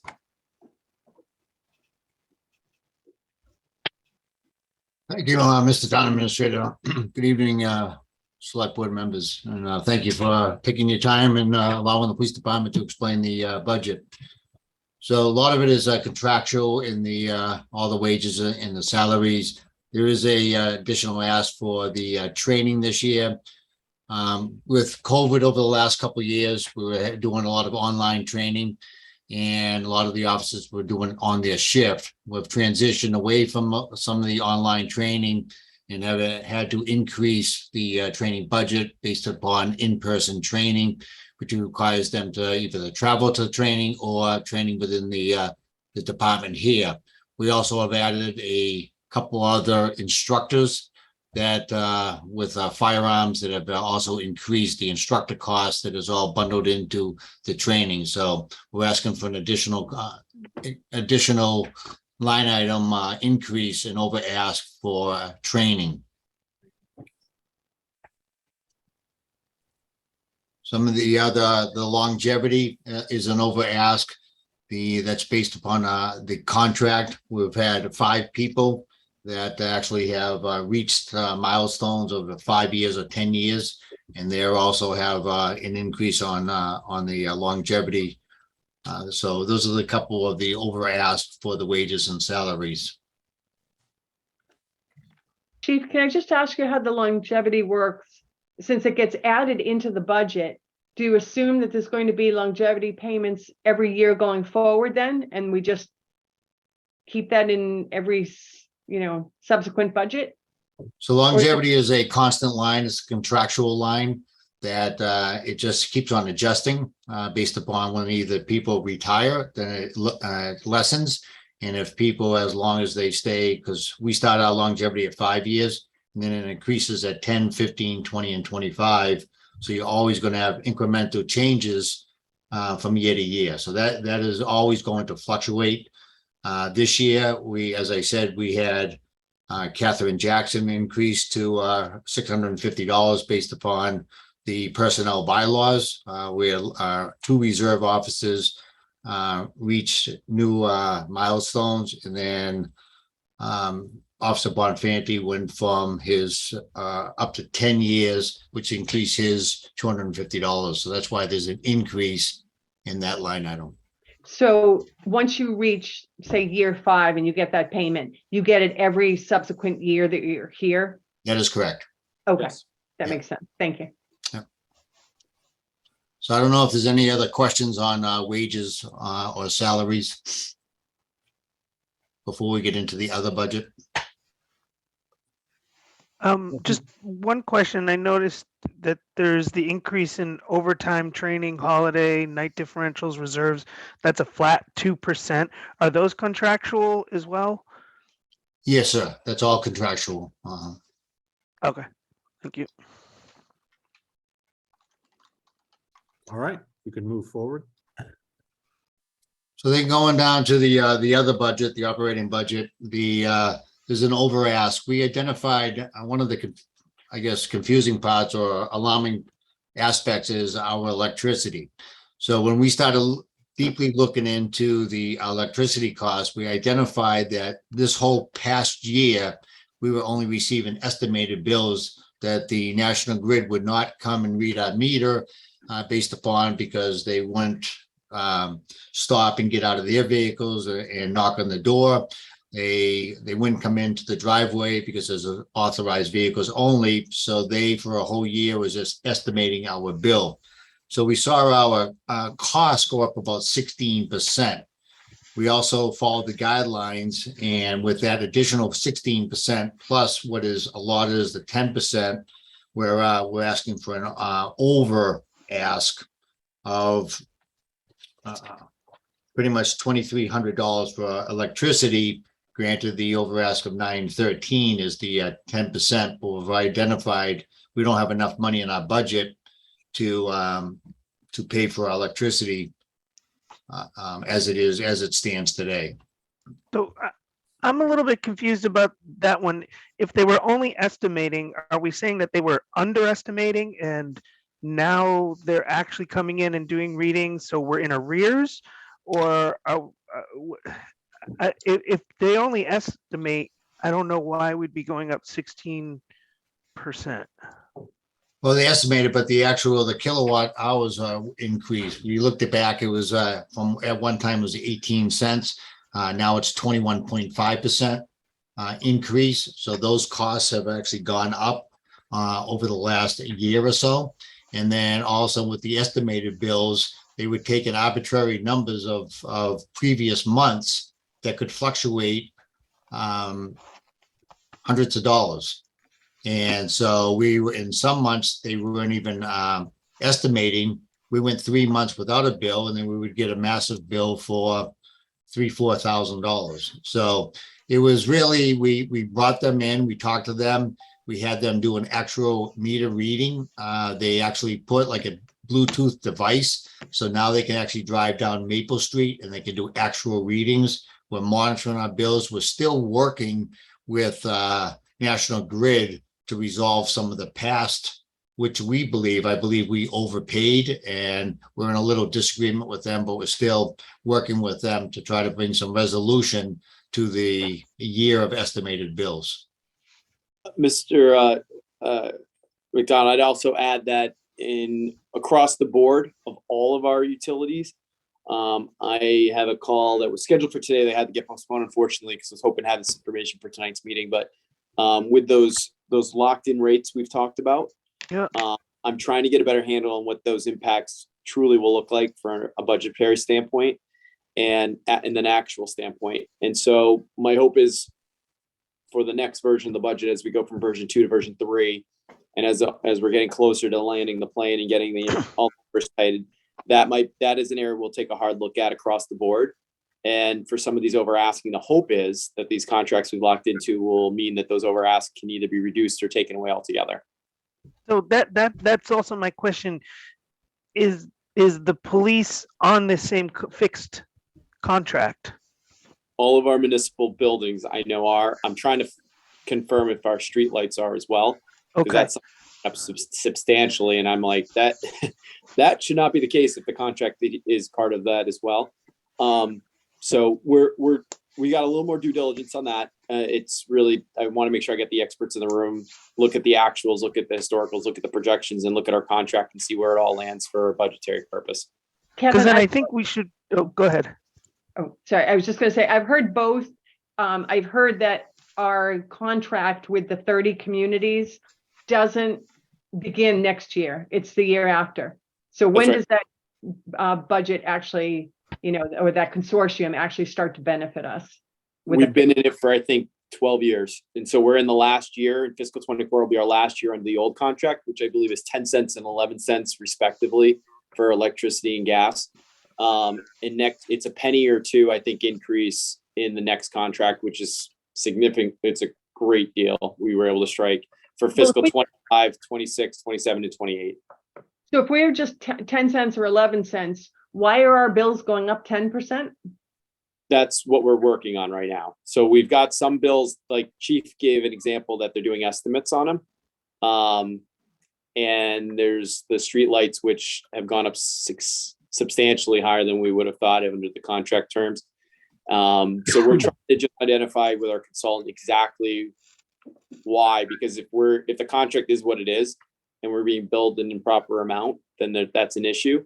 And so like I said, I was hoping to have this conversation. I had 90 minutes blocked out middle of the afternoon to talk with our consultant, but they had to cancel, unfortunately. So okay, the next phase of our budget cycle, we'll be able to look at that when we're trying to balance our budget as a place. Hopefully we can find savings. No promises, but that's one of the intents.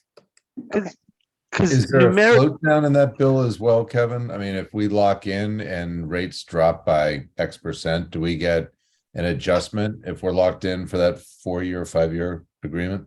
Market's 40 cents as of when we locked in at 11 and 12 cents. So typically we're seeing significantly below market rates. And if you look at it comparatively from where we were 3 years ago when we locked in the last contract, at that time, the rates were very low. So historically, these contracts are well below market. And we're not locking in now at a high rate because the rates are high. The rates have stayed really low for us. When the market's gone like this, ours have kind of stayed pretty flat. But I think numerically, we should be consistent in what kind of percentage increase, unless, and the other variable here is total usage. But I think if we were starting with level funded, we would assume total usage would remain the same. So I'm still a bit confused why we're looking at a 16% increase, but I'm more than willing to table that conversation until you've had a chance to talk with the consultant. I thank you. And I appreciate that. And I think what I've asked each department to do was to adhere to the guidelines of the FinCom, which was a 10% increase, but then do an actual look at their usage, look at the historicals, look at the projections in the market, and give us a number that they felt comfortable. And then, because this is the first of 3 steps in the budget process, we would vet through it and narrow that down. I'd rather start higher and come down. I understand. Totally understand. So a couple of the over ask, and we can discuss these, is the maintenance of the building. As you recall, I had a capital project I was told that we needed a new roof on this building. And we went out and got some quotes, and it came in around $250,000. I thought that was astronomical. I found I was actually the town administrator and I were at a meeting, and we were looking at this building, and it had the exact same slate roof that we have on this building. And I asked them how they maintained and preserved their roof. They gave me a company's name. I brought that company out last year, and absolutely phenomenal. He basically told me that that is the best slate ever made that is on that roof. And as long as we do annual inspections and proper maintenance, that will probably last us another 50 years. So I've taken that capital project off for the future. And the issue is when they come out and do the annual inspection, they find some slate tires that have actually fallen off that need to be retacked. And last year they came out and they replaced about 50 slate tiles. And they estimated that there was only going to be 25. When they actually got onto the roof, they found 50. He charged me $5,000 last year, but even though he found almost double the amount that he had to replace, he was extremely honorable, and he did not change and ask for additional money, changes $5,000. This year he came out, he found about 35 slate tiles that needs to be replaced. And again, he doesn't charge for the annual inspection. And the fact is that he quoted me $5,000 to make these repairs. The issue is, I believe this is going to be every single year an expense. And the issue is, should this come out of the operating budget is the discussion, or can we utilize funds from the town's building maintenance that they have allocated $25,000+ for? And, you know, can I each year ask for money out of that and then take it out of an operating budget? Or I don't know what direction that we would like to. So if we can take the money out of the town's building maintenance fund, then we can strike this out. If it's going to be a reoccurring every single year, then I'll need additional money to pay for the maintenance of the roof. So the life expectancy is another 50 years based of the upon roof? this professional. Yeah. So $250,000 a year for the next 50 years to keep the slate roof. Is what we're saying. 5,000. Well, yeah. that's per year. Technically, Cam, you said $250,000 per year. Oh, did I? I'm sorry. I didn't mean to say it. Sorry. That would be a lot. That would be a Sorry. lot. Sorry. That's not what I meant at all. So so the question is, where's $5,000 a year going to come from if it's a recurring expense? So you guys think we need to count on, and there's a building maintenance bucket that Kevin, you're identifying or considering using for this? Yeah. It's one of the levers. I mean, this should be, in my opinion, in the operating budget for the police department. It's specific for the police department. It's going to be a reoccurring cost annually, you know, whether it's $3,000, $5,000, maybe it's $6,000 one year. That said, it's a lever we can use as we go through our process potentially, and use the building maintenance fund that we have, which is funded through free cash, and maybe bump that up $5,000 than what we've typically done, and be able to pay for it, because there could be years that there isn't a cost to it as well. Hopefully there are. Hopefully they make repairs and it's not. But there's been a number of years historically where it hasn't been addressed. And so, like I said, maybe these first couple of years it's the higher side of it, but there will be those annual inspections that have a flat regular fee too. So we'll incur something annually for what they do. So we don't practice, really have to think of $5,000 a year in perpetuity or for 50 years. We shouldn't really think that way.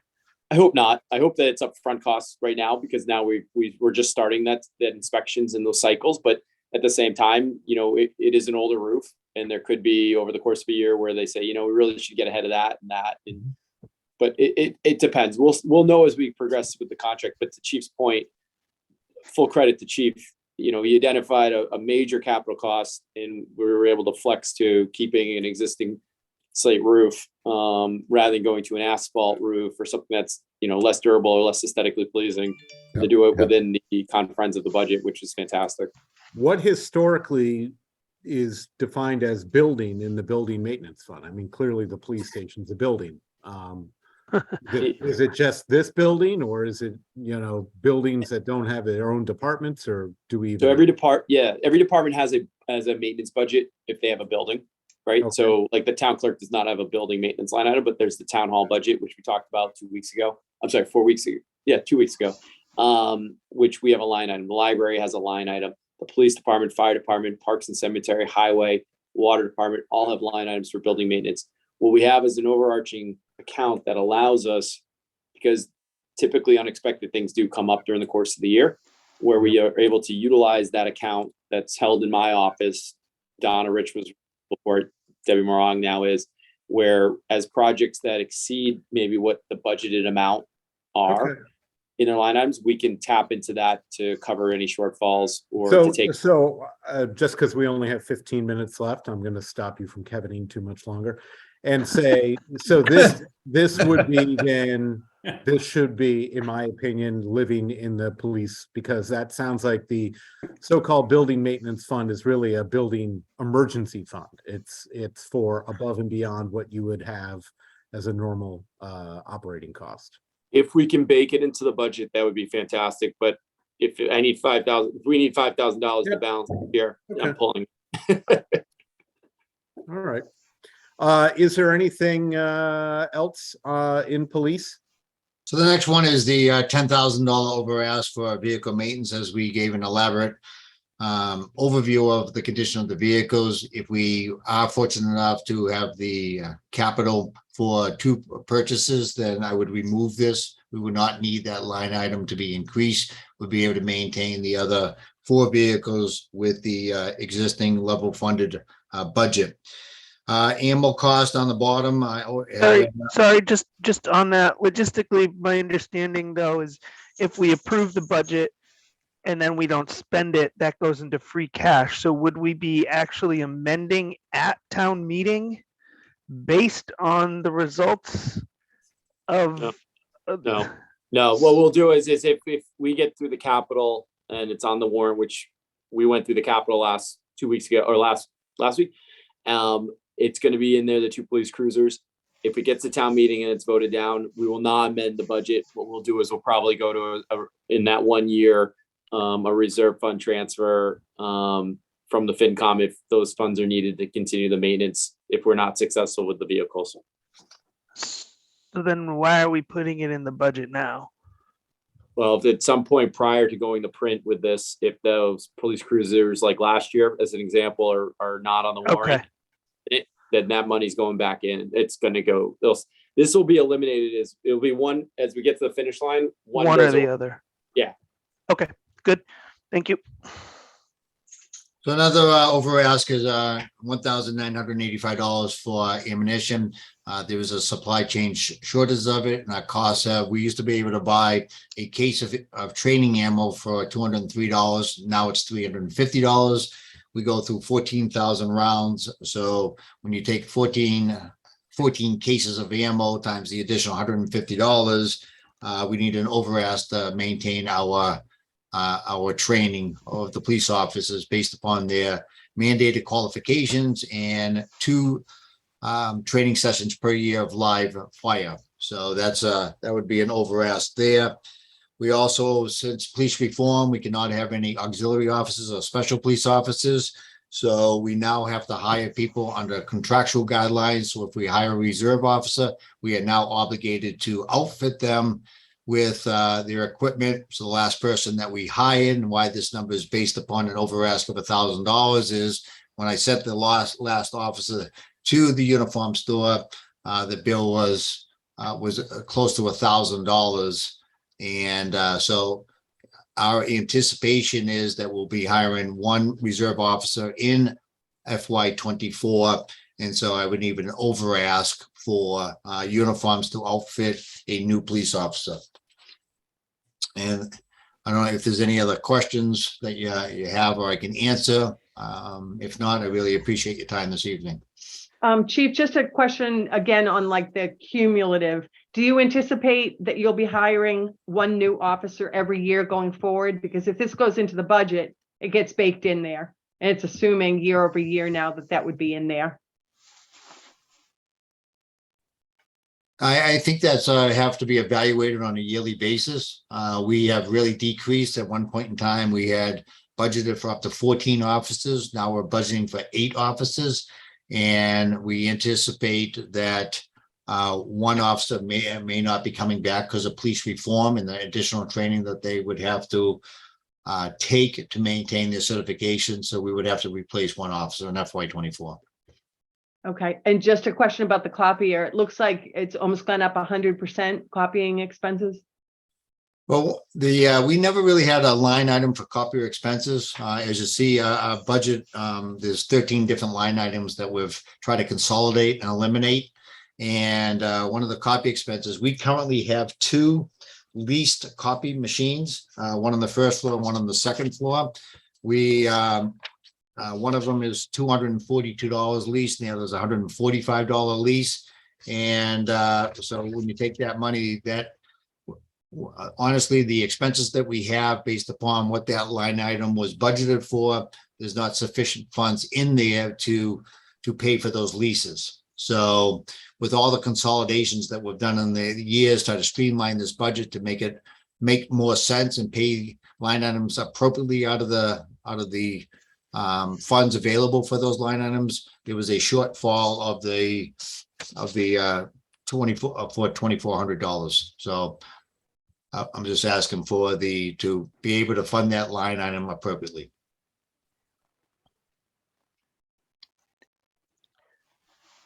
And a couple questions on my end. One, just going back to the uniforms, I think I agree with Elaine. Unless we expect this to happen every year, I don't know whether that would be in the operating budget. But my other thing is it then just a typo that it says this is for 2 new reserve officers? That would be a typo, sir. Okay. And then my other question between ammo and copiers, yeah, those would then go into operating budget. Okay, no question there. Never mind. Okay. Hmm. Kevin, do we have anywhere actual expenses for last year as we're looking? We have, oh wait, that's the year to date, right? Yep. So we have through December 31st under, I think this, if you're looking at the, Sam, can you scroll up to the top? Column CF. Yeah, it's CF. Thank you. I'm looking up the hard copy, but under CF, it gives you the fiscal year 23 expenses halfway through. And then the other columns, 2 columns preceding that on the left, represents the actual annual expenses and the appropriation for fiscal 22 and 21. Okay. And along those lines, just in column BS for FY 2022, it looks like not all of those have been updated. The schools, for example, show a $9 million decrease, which I think just we're missing some data there. If we could get that updated for the next version.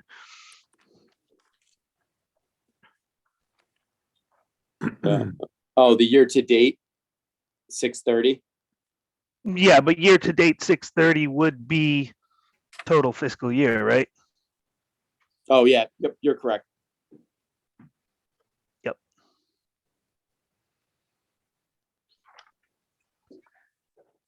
Okay, thank you, Chief. Thank you. Thank you, Chief. All right, we're sitting at 7 minutes, Kevin. So we have Dan Tremblay with us, our executive director. It's his first budget with us here as the executive director, taking over for Laura. Basically, I'm just going to maybe summarize the library budget in a few words. Kevin, what number? Sorry, on the. I'm sorry. I've got to give you the bingo. 768. 768. Okay, thanks. Department 610. And what the libraries are very unique in that the state legislature years ago wanted to protect libraries as they feared that it would be one of the first places municipal leaders cut. And so they passed laws that protected, it's very unique, passed laws that protect them from not losing budgetary money year over year. And it's known as MARS. And it's, I believe, a 2.5% increase annually.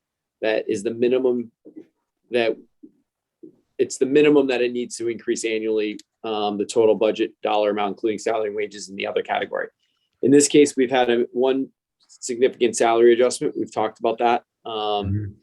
And with that, it actually eats up a lot of that 2.5% for the overall budget. And then there are some minor additional requests in there that would get us to the Mars number, as I understand it, speaking with Mr. Tremblay. Kevin, what's that MAR number? What do we have to increase a year? 2.5%. And did you say we got there with the salary bump? The salary bump got us more than the lion's share of it. We got more than most of the way. And then those additional line items that you see there get us there. Now, when we make the salary adjustments for everybody else and they get their percentage, that will increase the number as well, but that's baked into the consideration. So that increase of 0.38% is not the total picture, because that doesn't look like it went up 2.5%. No, because salaries have not been allocated from the salary reserve fund yet until the next version. Got it. But we know that we have an idea of what that percentage we've estimated what that will look like. So it doesn't really matter. Oh, go ahead, Ken. Is that the 150,000 in the salary reserve? Yeah, piece of that will go to every department. And in the library, we have the most employees actually on the personnel bylaw in any one place. So that number will go up significantly. I was going to ask if any of these categories where it's requesting, say, $950 for maintenance repairs, if there's any trust fund from the library that could cover that. But is the question moot because you have to go up 2.5%? So you just have to find a line item to put that money in?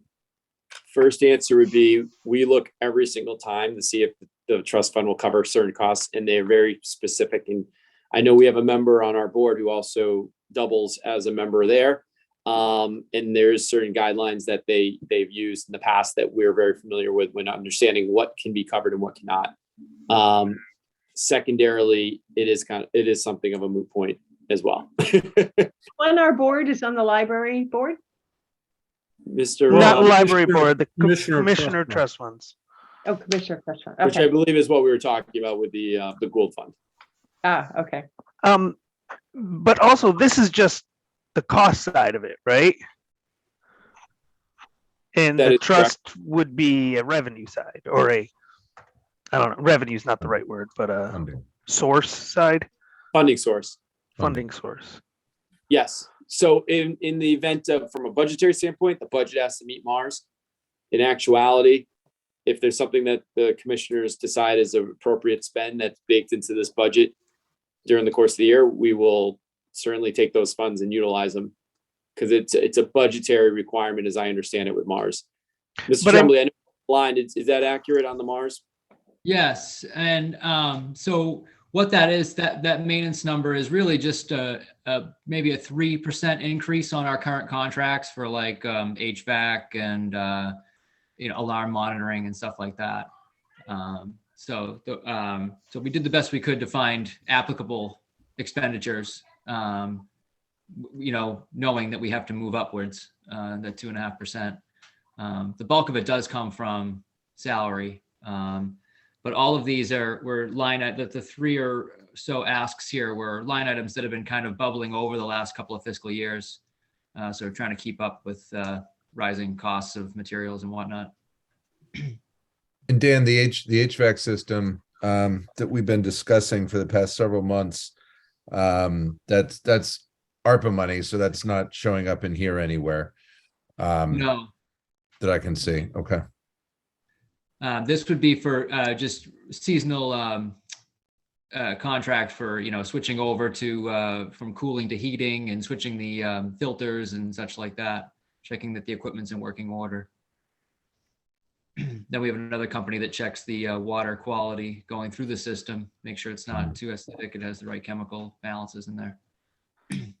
But it also looks like, though, if we go back to the trust funds, the things that are normally requested of the trust funds are not actually on here, like the art installations, the books, those things are not part of the operating budget. Is that correct? Right. That stuff is outside of the MAR requirement. Bummer. It would help, but it has to be what's appropriated from the municipality. Okay. All right. Okay. Thank you. Yep. All right, are there any more questions library-wise? Nope. And good thing, because it's 6:59. Well, Kevin and I, in a very in-depth meeting that we just had now, have decided we're going to go another 15 minutes. The meeting involved him opening the door and saying another 15 and me nodding yes. So You're just going to leave everybody upstairs? well, neither of us are the chair of that meeting, so it's not like they can't start without us. And we got, with the schedule we have around the budget, I want to make sure we can cover this. This is obviously the priority at the moment. So, Well, Dan, I love the art installations that you did outside the library. Very cool. Oh, it's great, isn't it? I got to Yeah. give full marks to the art committee there. They worked hard on it and trying to find the right fit and everything. And we're going to have all three sculptors come for a presentation in April. Oh, terrific. Yeah. All right, well, thank you very much, Dan. Thank You're you. welcome. All right. All right. so the have a good last evening. department we have tonight, and this is outside of our general operating budget. This is in the enterprise budget for the water department. Hope is we can get through this and answer questions, and then hopefully we have another 5 or so minutes at the end that we can just talk. I can answer some of Vice Chair Bermudez' questions and some other questions about some of the places where we might look to make modifications. So with that said, Mr. Crom? Good evening, everybody. Pretty straightforward water budget.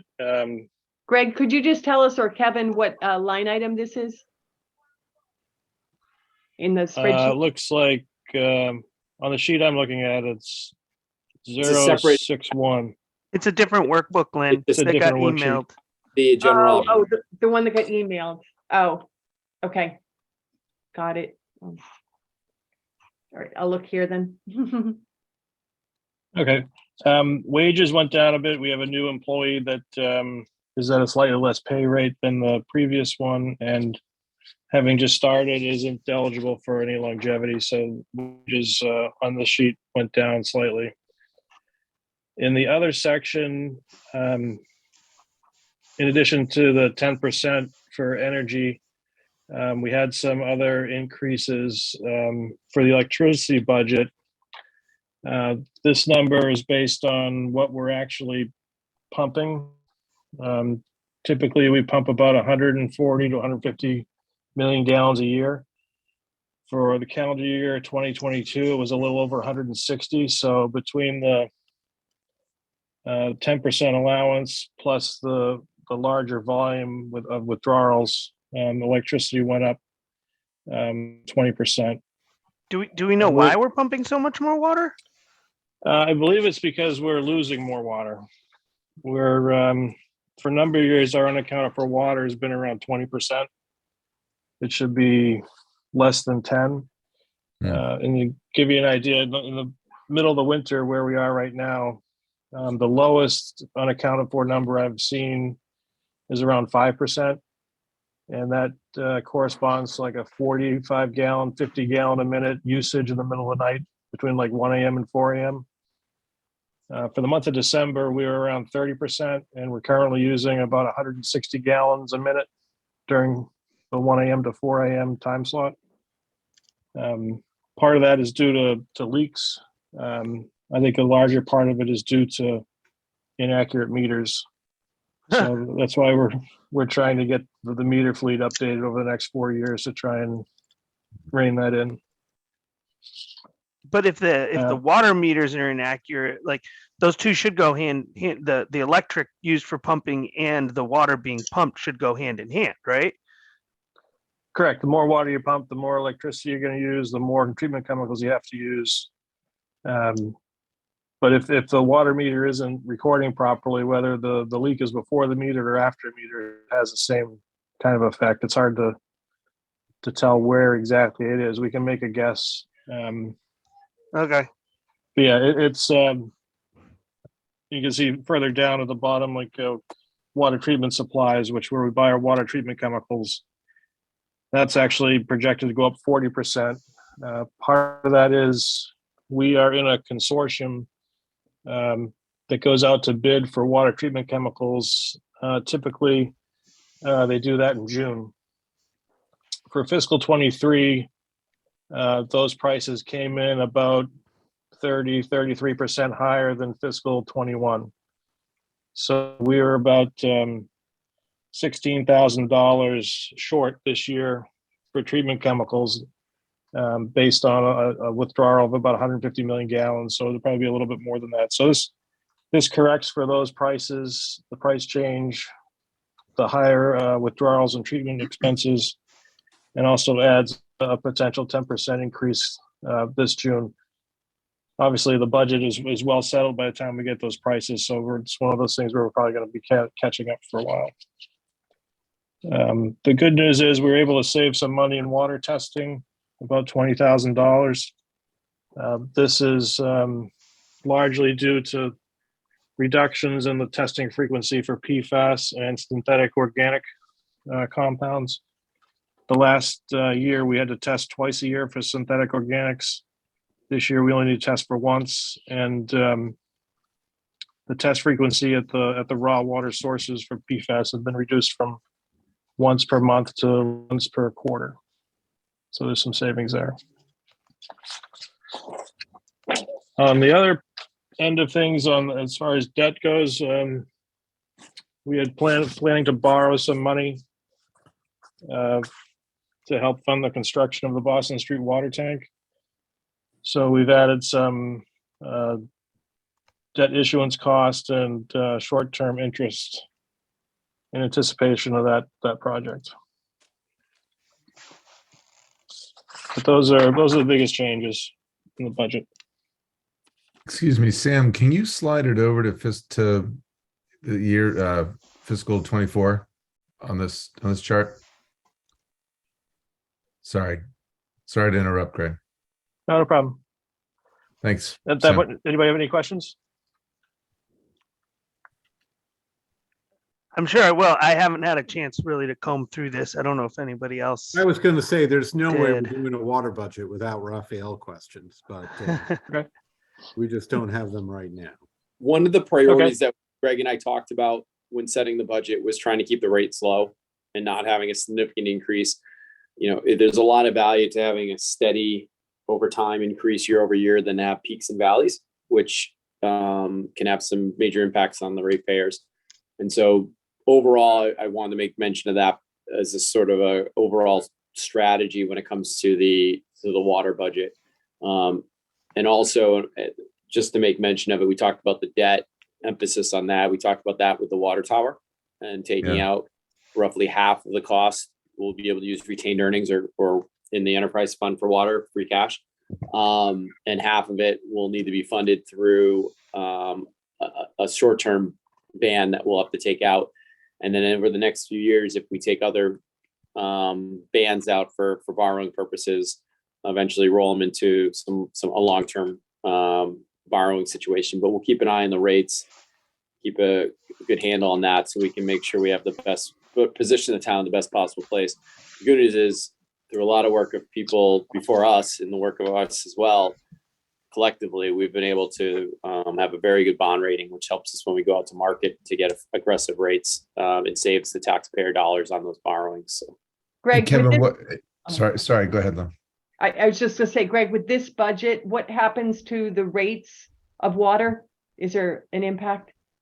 There is. There's some other expenses that don't show in this, are indirect costs, which usually are about $175,000 a year.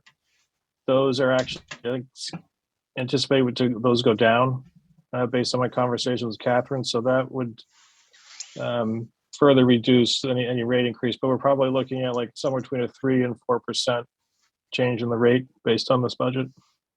Okay. Not including the potential downward pressure of the indirect costs. Okay, thanks. And that kicks in what, with the new fiscal year? So in July or whenever the billing starts? Yeah, it would start rolling into effect starting in July. Thank you. Greg, what about water storage, our 2 tanks? Is anything happening in this fiscal on those 2 tanks? In 2024, we're going to start hopefully the construction process. One of the ways we're going to look at borrowing for this project is through the state revolving fund, which is the cycle that's kind of offset from town meeting. So if it all goes to plan, we'll ask for town meeting approval for the project, and then we'll apply for state borrowing sometime over the summer. And if it goes well, then we can start construction soon thereafter. But that's the timeline we're looking at right now. Okay.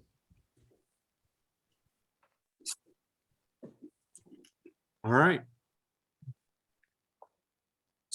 So Superintendent Crum, thank you for joining us tonight. I know you hung in there for the full 2.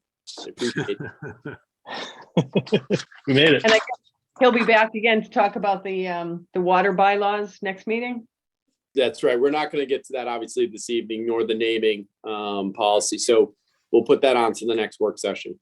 So we'll see you in a couple weeks, Craig. Anytime. If anyone has any questions, feel free to give me a call. You don't have to wait till the next meeting to start answering questions, but thanks for your time. Thanks, Greg. Greg. Thank you, Greg. Thanks, Greg. Thank you. So that actually concludes, we've gone through all of the items in our version 1 operating budget, the department level budget. As we talked about at the very beginning of this process 3 weeks ago, we spent a lot of time preemptively to the budget. Different town managers and administrators have different approaches on how they ask the departments to deliver budget. We like to spend a lot of time making sure that first version is a very tight version of what the needs are. To answer, I think, your question earlier, Madam Vice Chair, about what sort of the increases are year over year at this point. From a discretionary standpoint, non-contractual increase, the town's looking at $112,151. That's the last 2 columns in that over asking. So I think that answers it, hopefully, but that gives you a sense of sort of where we're at. Those are the items where it's new positions or the bullets that the cost of ammunition, as Chief mentioned earlier, and things in between, right? Yeah. So that's a very good starting point relative to years past. We're well positioned with this version, and like I said, it's premature at this point until we have some of the revenues come in and the finalization of some of the other budgets with the schools to say, this is the exact way we're going to deal with this or that within the itemized list of the budget. But there are, like we have in years past, I have some ideas. Catherine and I've talked about these. I've talked with the department heads about sort of as we go to the next level version, after version 2 gets deployed, after approval of this, start to dig into those numbers. Utilities, we talked about that. The cost for the diesel. I would say though that there are a couple things I wanted to raise to the attention of the board that I'd like to make recommendations on for edits that we make before we submit in a week's time the version 2. One is under the assessor's recertification. There's an $8,000 above ask on that. We've had some conversations and we're going to put a warrant article for that using free cash because it happens every 5 years. It's not a reoccurring cost every year. And because of that, there's a good justification to do it outside of the operating budget. That's one. I haven't had a chance because we canceled the meeting Monday, but we've had a transition and a retirement with our animal control officer. And with that, and with the new contract I've signed with an outside vendor to perform that services, we are going to see some savings on what's budgeted and what on the stipend in position and what we project will be the actual cost. And we'll make an adjustment under the animal control officer stipend accordingly. There's also, I'm going to request a $1,500 reduction in the IT line item of town hall and a $1,500 reduction in the diesel and gas line. That amounts to about a $14,999 overall reduction in the budget. The additions that we're going to ask to be put back in version 1 to version 2 is going to be a $6,000 increase on the over asking for the parks and cemetery for the grounds, which we talked about at the top of the meeting. In addition to that, I want to increase the animal control supplies by $279, as there'll be potentially a little bit more cost with potential in the kenneling and such if we do pick up dogs. And the last one is the building department salaries. That reduced by about $12,000 based on our commissioner's hours. We budgeted 32 last year. He's actually doing 28. And with that, there was a $12,000 savings. With the stretch code modifications that we talked about last meeting, and beginning on January 1, it is taking some more time for the commissioner to get through applications and to keep the flow of things going. We're going to make a modification. Instead of a 12,000 change reduction, we're going to add back into that $7,444, which would amount to a 4-hour additional hours for us to hire a very part-time local inspector, similar to what we do with our electric and plumbing, to give relief as needed, kind of at will and ad hoc to Ray, so that projects don't get backed up. And economic development being our number one town goal through the select board, it's imperative that we have the ability to move the permits and not have them back up, because that would be very prohibitive for people wanting to do business in town. And that comes out to about $13,723 on the other end. So with the additions and the reductions, it's basically net zero impact. It is technically a savings. We're going to be reducing the budget by about $400. But that's my recommendations from the last version, the one in front of you, and the next one that we're putting forward. Kevin, do we have a schedule of when the various components of our budget get discussed with FinCom? Various components of the omnibus of the whole, or Yeah, I don't know actually how they do it with you. Do you go in several times to talk about components, or how is it presented?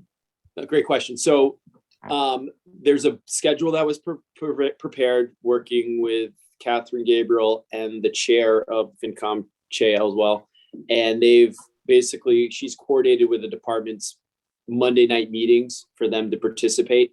And very similar to what we're doing right now, either via Zoom or in person, discuss their budgets and discuss the over asking. Very similar process. And that kicks off next Monday. Actually, it kicked off this Monday, but it was only the accounting department and the assessor that two very quick budgets that were reviewed. Next on Monday, the town administrator's budget's reviewed, the police department's reviewed, and a number of other larger budgets will be discussed with the FinCom. And then every Monday, I think for 5 Mondays, there'll be meetings similar to, like I said, like we have with each of the department heads, the FinCom. At that point, we know what the school's numbers are. We know we have better idea of the utilities and some of the other levers that we've talked about. And then we'll start pulling those to try to balance the budget. Okay, thank you. All right, we're at 7:18. So one of our goals were, and I don't know if the board feels that they're there, kind of a approval of where this version of the budget is, so we can go to a version 2.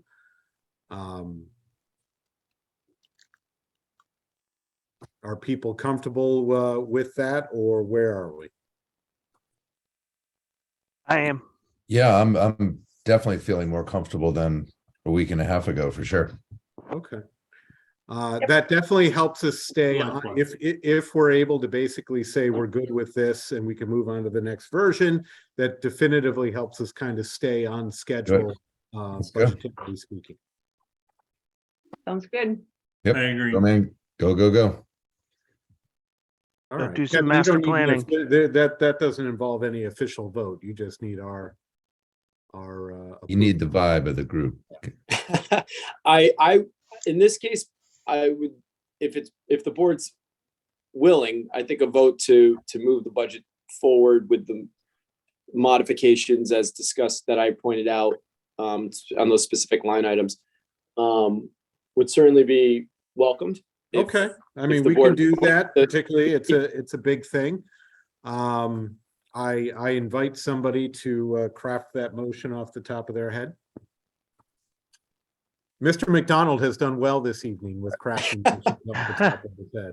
I'm not entirely sure what it is. Basically, what we're doing is approving approving First round of the omnibus. Yeah, the first version of the omnibus budget as amended per this discussion to move to version 2. Something. All right, I'll make a motion to approve. I'll make. You can just say so moved, Raphael. Yeah. Yeah. So moved. I cobbled together some words in an order there. That was good. It was good. And Marshall seconded. tries to make it sound like he's never allowed to make a motion. So. So moved. All right, we have a second. Any further discussion? Hearing none, we'll move to a roll call vote. I no longer see, if we can stop the screen share actually at this point, because I no longer see Mr. Jackson on my screen. I'm going to assume he's still here. Mr. Jackson. He's still here. I see him. There he is. I'm here. All right. What say you, Mr. Jackson? I vote aye. Mr. McDonald? Aye. Mr. Brown? Aye. Ms. Bermudez? I will abstain as Okay. I have some issues. Yep, I understand. And I will vote aye. So that moves forward. You can take it to a V2, Kevin. 401. And with that, I will ask quickly for another motion. Motion to adjourn. Second. All right, discussion? No, good. Mr. McDonald, Aye. Mr. Jackson, Aye. Mr. Brown, Hi. Ms. Bermudez, Aye. and Mr. Hooks and I. Thank you all very much. Thank you.